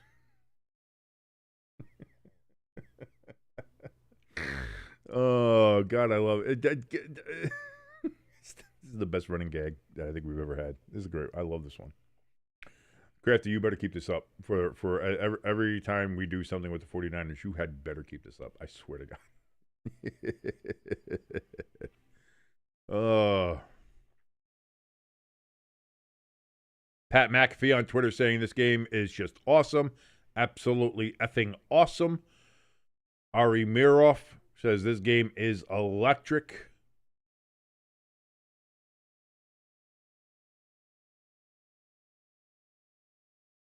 Barstool retweeting an old Kevin Durant tweet when they say watching the Bears versus Niners, it's like this is a spiritual experience. This has been one hell of a game. And if this is something that we get in the playoffs, oh, feed it to me. Feed it to me. Lloyd says the Steelers are good, but what you've just said is historically accurate. I know, man. It just always seems like they always find a way to make things tougher on themselves. I'm not saying like they always, screw up to the point where they end up either getting eliminated or doing that, but they always make things so much tougher on themselves. And sometimes it works out, sometimes it doesn't. But like when they have a chance, if they just win today against the Browns, the lowly Browns, they win the division, you don't have to worry about anything. And they just couldn't put anything together. And if you don't have a team that can handle that kind of pressure, I don't know what to tell you. Touchback here on the kickoff. So it's going to be 1st and 10 from the 35. So only 65 yards to go. For glory. For the Bears. With 2:15 remaining. Can they do it? Caleb Williams steps on the field. He's done it before with comebacks in the fourth quarter. It's not really going to be a comeback. This is more just kind of a haymaker for haymaker situation here. But with 2:15 from the 35, Caleb is in shotgun. DJ Moore in motion. Hand off here to Swift, and Swift is going to get it down to the 45-yard gain, 2nd and 5. And that's going to bring us to the 2-minute warning. The 49ers Fans screaming, defense. NBC going to go to a commercial again because why not? You got to sell those ads. You got to get that money. The ratings aren't going to... What's the point of having ratings if you can't sell the products? Get these corporations to spend them, or we got to see Dak Prescott in a Lowe's uniform. Come on. These are hundreds of thousands of dollars of ad time. And especially now with everybody watching this game, you don't think people are staying up late to watch this game, seeing how this was going to happen? You got to sell those ads. Sell, sell, sell. More, more, more. Go, go, go. Not that I'm against capitalism. I'm not. I'm a straight-up American capitalist, and I believe all in capitalism, fuck communism and socialism in all of its forms. That being said, these commercials are a fucking bit much, aren't they? Just a bit much. Lloyd in the chat says if the NFL franchises were people, imagine that. The Steelers would be the smart kid on paper, and when it comes to applying it, they'd look dumb. Hey, me. That's me. That's this guy right here. I'm smart. I can rattle off facts, but if you actually put me under pressure to actually do something, boy, I crack like an egg.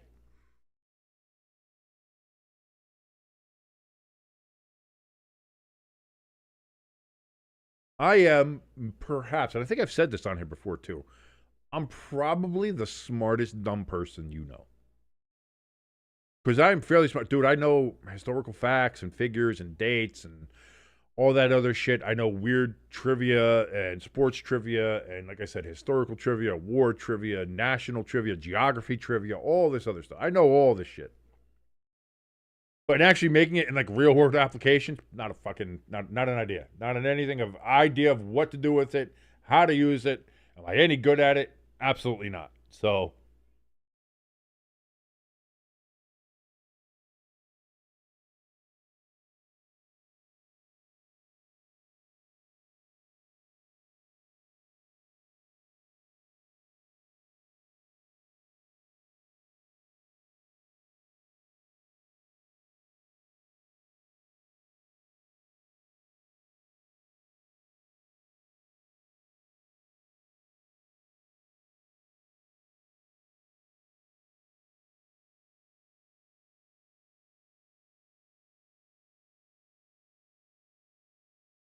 yeah, that was my thing with homework. I just never turned it into homework. I would pass the test all the time, but I just never put in the homework. They failed me all the time for that. To the point where they had a meeting with my mother. They said, Miss King, he passes all the tests with flying. He gets 90s and 100s. He does all this, but he can't pass. He doesn't put in the homework. 2nd and 5 from the 40. Throws short pass to Swift, incomplete. But we have a flag down. Is this prior to the pass? Holding on the 49ers. 5-yard penalty. Automatic. First down, fresh set of downs for the Bears.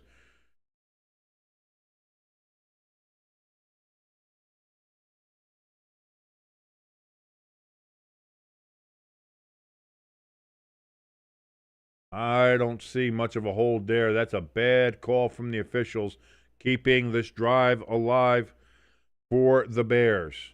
1:55 remaining. 1st and 10 from the 45. Caleb's in shotgun. Got trips to his left. Takes the snap. Throws. That is batted up in the air. Incomplete.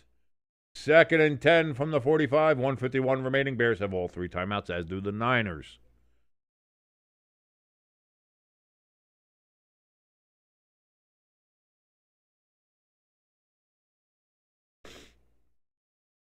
That's the thing. You always got to remember as a defensive player, if you're still a youngin' out there playing high school ball or college ball, if you are and watching us, thank you so much for watching us here. But if you can't reach the quarterback, get your hands up, block the passing lanes, and knock that ball down. 1:51. Caleb takes the snap. Throws to Swift out of the backfield. He's going to get it down to the 49ers' 49-yard line. 3rd and 4. Clock is running. 138, 137, 136. Bears not taking a timeout here, clearly.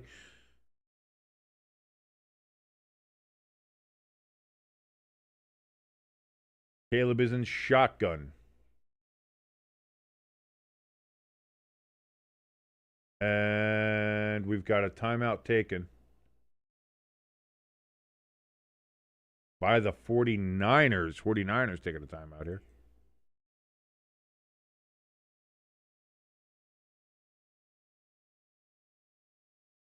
Oh, quick.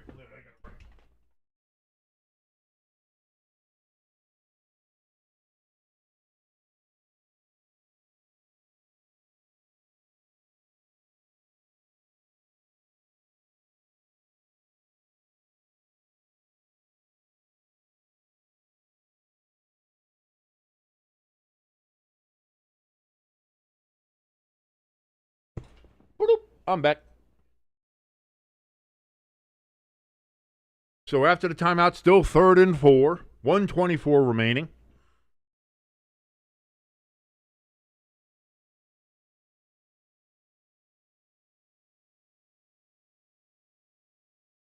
Monangai is now in the game. He's out wide. Empty backfield here for Caleb. He's back. Looks. He's going to roll out to his left. He's going to pull it down and run it himself. And he's going to get the first down and out of bounds. Stops the clock. 1:17. First down. Bears. That's going to be a 4-yard gain. Down to the 45-yard line of the 49ers. 1st and 10 Bears.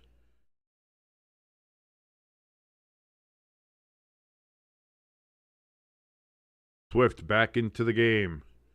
Burden in the game. Monangai on the sidelines for the Bears. 1:17 remaining. Caleb in shotgun. DJ Moore in motion. Throws. Dropped. Loveland hit his hands, and he dropped the ball. 1:13 remaining. 2nd and 10.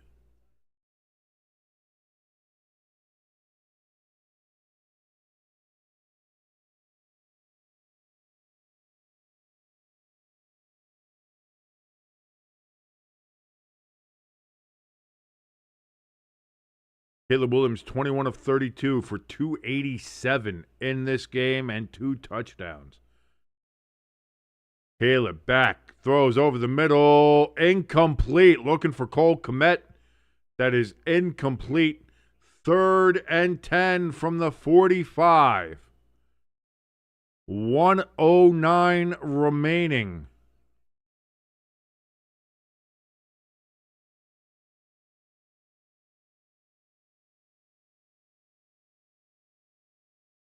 Can the 49ers defense, for really the first time this whole game, hold the Bears? They got 2 downs to stop them here. Snap to Caleb. He throws quickly. That's going to be caught.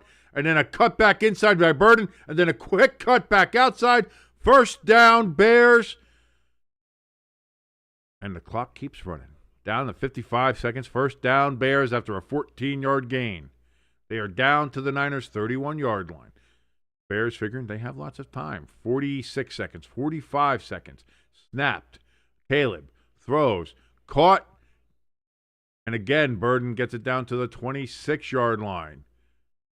2nd and 6. Now, Bears, finally, take a timeout.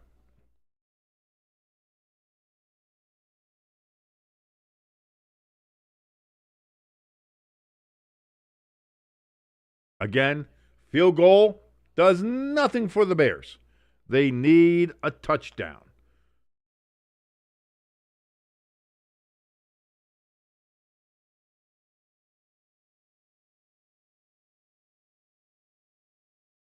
Will this game finish like a nice, cold, old-style beer, or will this game finish like a shot of Malort for these Bears and Bear fans? We're going to find out here in just 40 seconds. 2nd and 5 upcoming. Both teams have 2 timeouts remaining.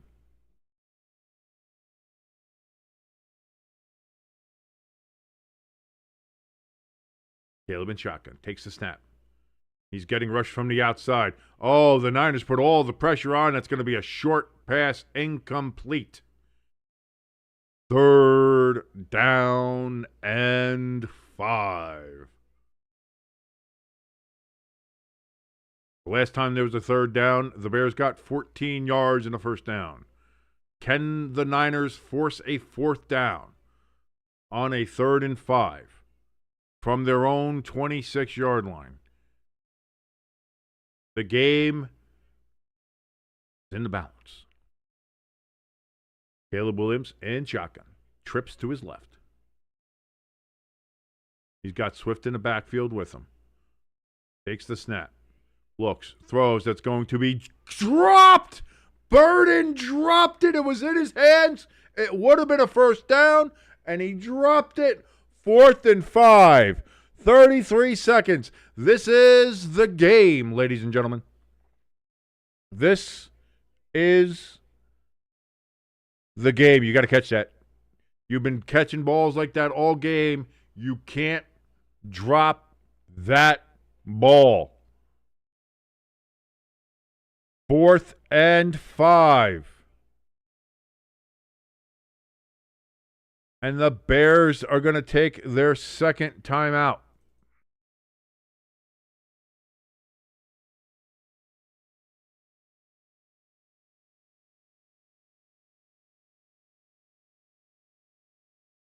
Woo! What a finish here, ladies and gentlemen, to what has been an absolute defenseless score fest from the 49ers and the Bears. Ironically, will it be a defensive stop that decides this game?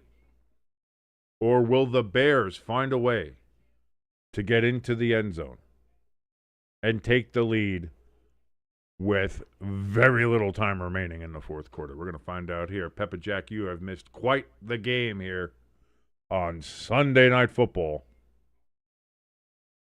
That's good. Peppa Jack said she watched them. That's good.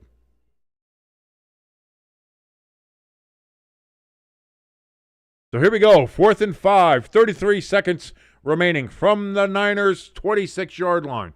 They have to get to the 21.5-yard line. Caleb Williams back, looks, throws, caught by Loveland, 1st down, down to the 14-yard line. They're going to mark him out at the 13. 1st down, Bears. They're going to take their last timeout of the game. Oh, man. Woo-hoo-hoo-hoo. Squeaky bum time. Oh, if you're not having fun watching this game, well, I don't know what's wrong with you.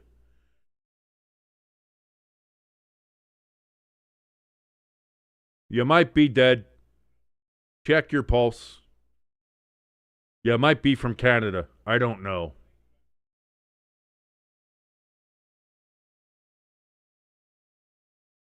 $26 seconds left. No timeouts remaining for the Bears.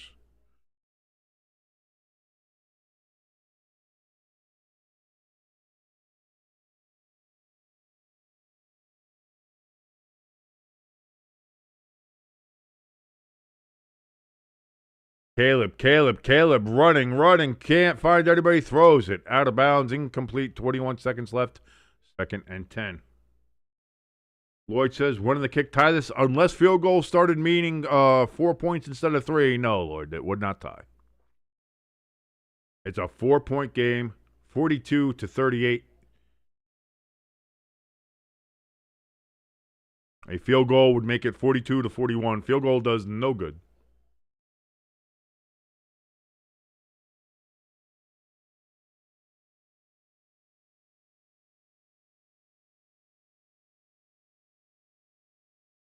Caleb looks, throws. Oh, it's going to be a little hook and ladder play. They get down. It's 1st and goal at like the 3, but they got to spike the ball. 10, 9, 8, 7, 6, 5, 4. 4 seconds left. They spike the ball. 2nd and goal from the 2. Holy shit. It was an 11-yard catch by Loveland, who then tossed it to DeAndre Swift, who was tackled just short of the goal line. 5. They're going to put an extra second on there and make it 5 seconds. I could have sworn I went down to 4. They might put an extra second on. I don't know. But either way, 5 or 4 seconds remaining. Second and goal from the 2. It is 4 seconds.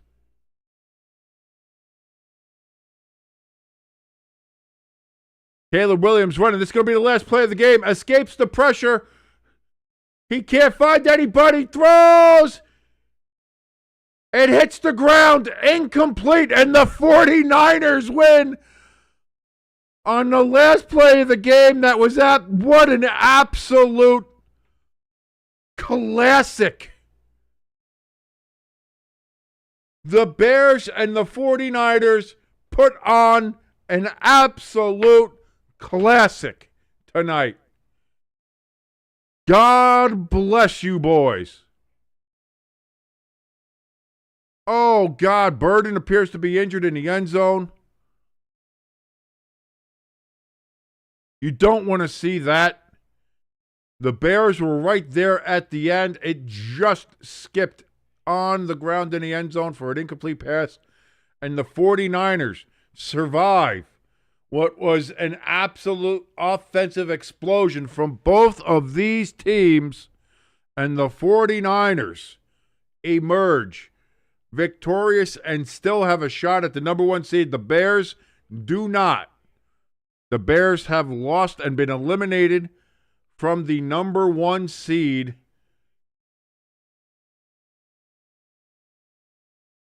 Burden is having issues. He does not appear to be able to walk off the field. Oh, wow. What a great game, and then what an ending to this game.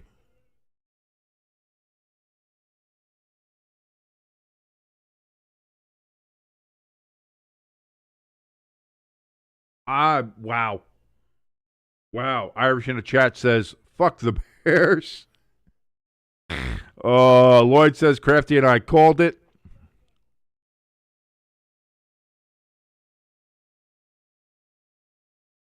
Wow. Again, what an absolute classic. These last couple weeks have given us some absolute classic games. So for the most part of this season, these games have been pretty ass. But boy, these last couple of weeks have given us some amazing primetime games here. Look at some of the stats here. The Bears had 440 yards of total offense. The 49ers had 496 total yards of offense. 32 first downs for the Niners, 26 first downs for the Bears.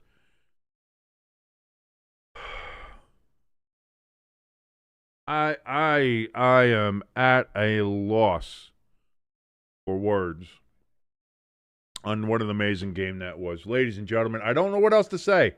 I don't know if you know of anything else to say. Absolutely great. Irish is pissed off because DeAndre Swift got 20.8 points in his fantasy league. The team that he's facing in his fantasy championship has DeAndre Swift on their roster. But hey, as Irish said, you have Matthew Stafford and Puka Nacua on your team. So if they go off tomorrow, I think you're still going to be looking pretty good. You got to hope that they have a real good game. That's all. And that's what we're going to see. Crafty says, what an absolute heartbreaking loss for the Bears. Man, I'll tell you what a game. But that also shows that the Bears, they can play with the best in the NFC. That puts them up there. That really does. You know what I mean? I'm more impressed with the Bears in this game than I've been with them maybe all year. This was a hell of a game there from Caleb, from Burden, who apparently appears to be injured. Hopefully it's nothing serious. Hopefully he'll be okay. We'll find out more when we get back from that. Irish says that Matthew Stafford and Puka Nacua need a combined 48 points. They can do it.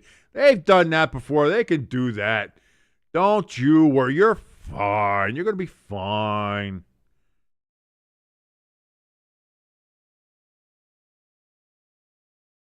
Now, here's the thing. The 49ers, if they win next week against the Seattle Seahawks, they will be the NFC number 1 team, which is did I pick that as for them? Is that one of my predictions? I thought that was.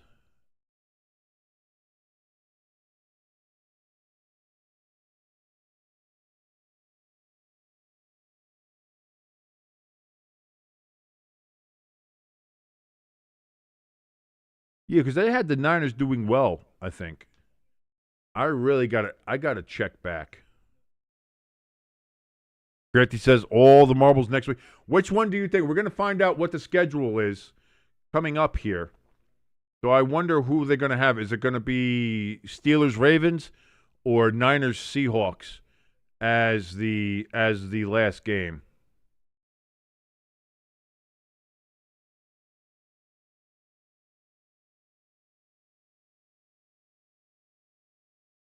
The implications. Okay, week 18 schedule. Saturday is going to be Panthers and Buccaneers at 4. Seahawks and Niners are going to be the Saturday primetime game. I called that in the last stream. I did say that. Then we have a bunch of other games, obviously, in the 1 o'clock area. So we've got 2 games that is going to be for whoever gets in as a playoff game for the Panthers and Buccaneers. Whoever wins is in, whoever loses is out. And for the Seahawks and 49ers, that's for the number 1 seed in the NFC. So the NFC is going to be set at the end of Saturday. Then we have a bunch of the 1 o'clock games there on Sunday. Giants, Cowboys, whatever, blah, blah, blah, blah, blah. The late games is going to be Chargers, Broncos, Chiefs, Raiders. And I called that. Ravens versus Steelers is going to be the last game of the year on Sunday night. Winning in, go home if you lose. That's going to be the Sunday night game on Sunday night is Ravens-Steelers. There we go. Just as predicted. Told you, Crafty. I told you. Never doubt me unless I'm wrong, in which case always doubt me, but I was right. I was right there.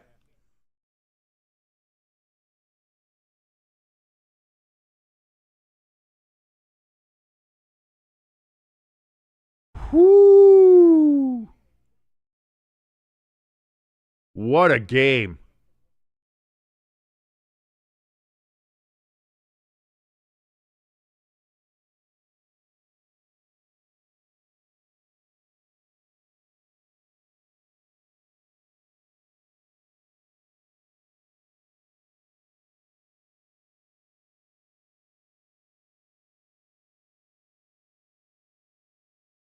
Looking to see if we have something that is an actual. We actually have a clear version of the schedule here. Let me see.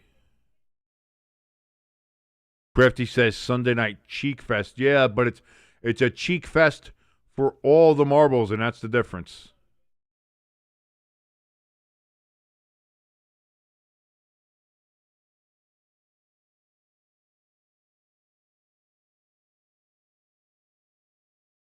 So there we go. That's going to be for the early games there. On Saturday, Panthers, Buccaneers, 4:30 on ABC. And the Seahawks and the 49ers will be at 8 on ABC. So we'll be covering both of those games on Saturday. Sunday, of course, we'll be watching the Giants and Cowboys at 1 p.m. We will be watching that game.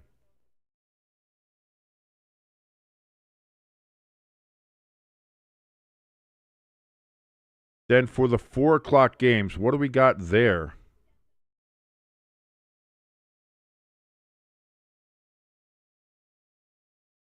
We've got, what's that? Chargers, Broncos. But that doesn't mean anything because the Broncos already got the AFC West because the Chargers lost. Chiefs, Raiders, nobody cares. Commanders, Eagles, nobody cares. Jets, Bills, nobody cares because the Bills can't win the East. So Dolphins, Patriots. Because the Patriots, I think, are the Patriots still alive for the number 1 seed? I think so. Yeah. So you got the Patriots. So that the Patriots winning might mean so, but they're playing the Dolphins, so who cares? Cardinals, Rams, and then Lions, Bears to end that off, and then of course, for.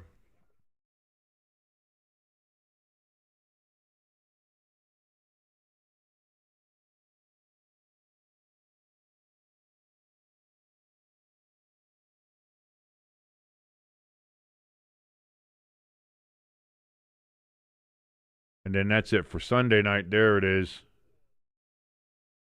Ravens and Steelers. That'll be at 8 o'clock Eastern. NBC's coverage is going to start at 7, as it always does, but that'll be the end there. So there we go, ladies and gentlemen. Patriots need Denver to lose against the Chargers. If I'm the Chargers, because the Chargers, they're kind of where they are, right? The Chargers aren't going anywhere.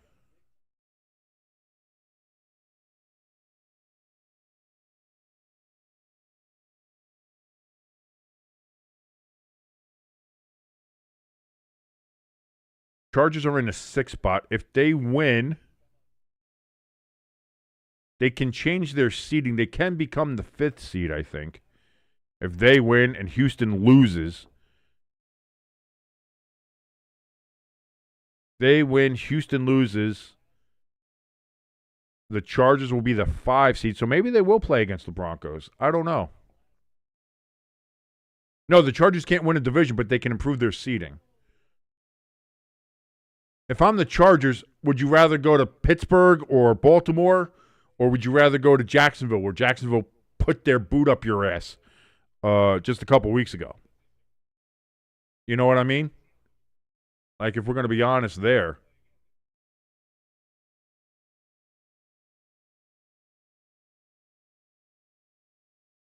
So that is still a possibility that maybe the Chargers play a bit against Denver, in which case then if Denver loses and New England wins, then New England would be the number 1 seed in the AFC.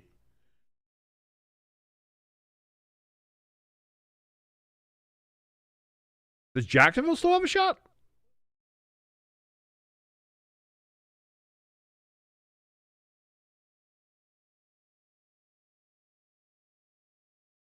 That's a question.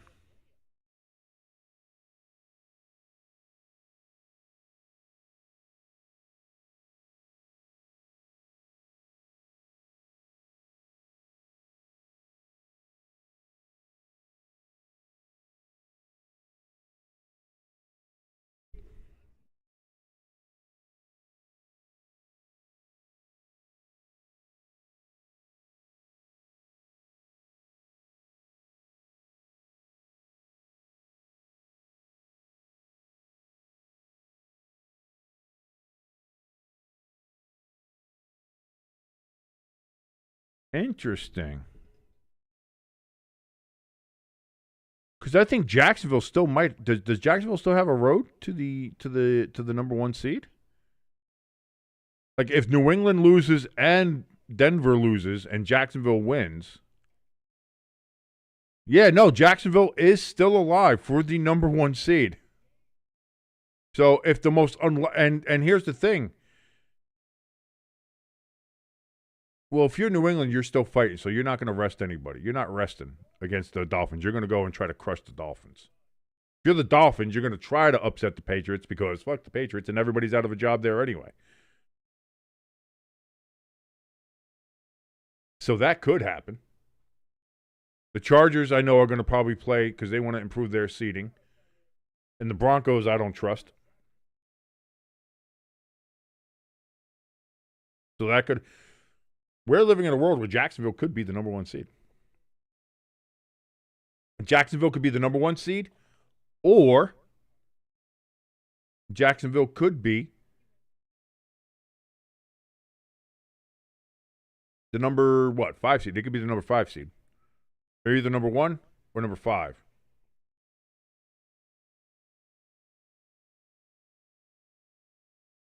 Or number 6. Could they even be number 7? I don't know, depending. I don't know what the tiebreakers are with the Chargers and, well, they have the tiebreaker over the Chargers. I don't know about the Bills. Yeah, look at that, dude. So there's still some stuff going on next week. So it'll be interesting. But again, the big games Saturday night, you have the Panthers and Buccaneers. That's a winner-go-home situation, basically a playoff game for the NFC South. And then you also have the number 1 seed game between the 49ers and the Seahawks at Levi Stadium.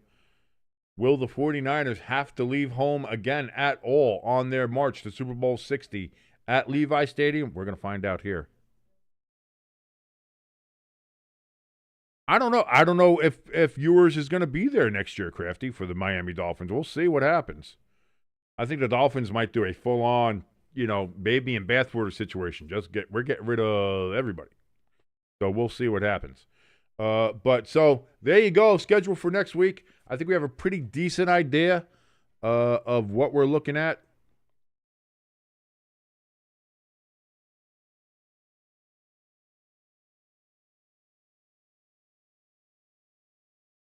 And we have the schedule here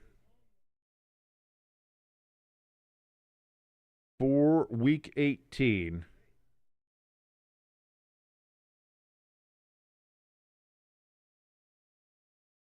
Let me go ahead. Let's get that in there. There we go. We have Saturday there, Carolina, Tampa Bay, 4:30. We'll be covering that there. Seattle and San Francisco, 8 o'clock. We'll be covering that. Then on Sunday, but you got the early games there. Green Bay, Minnesota, Dallas Giants. We'll be covering that game, obviously, since we are Giants fans here. Well, I'm a Giants fan here anyway. You have the Colts and Texans, Jets and Bills, Kansas City versus Vegas, and Washington versus Philadelphia. So depending on what happens with that Texans game and the Colts, then you'll see the Jacksonville will know what they'll have to do. If the Texans lose that game, I believe that Jacksonville then will automatically clinch that. So if you're Indianapolis, why not? Go out with a bang. Maybe Phillip Rivers will play that game. Maybe they'll start Riley Leonard. I don't know. We'll see. We'll find out. So that's going to be interesting to find out how that all shakes out there. Then you have Jacksonville versus Tennessee. That should be a win, you'd think.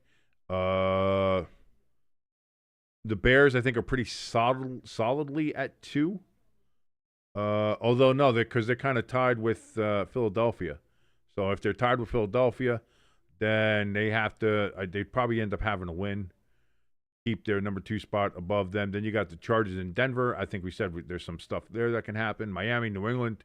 Miami's got to go for the upset, and then Baltimore and Pittsburgh. So there we go. We have that all set up. This is fun. This is fun. Crafty says, I'd hate to see Rivers versus that Texans D. I don't know. Maybe he slices them up. You don't know that. Maybe he slices them up. Give the old man a little credit. Give the old man a little credit here. Why don't you? Come on, Crafty.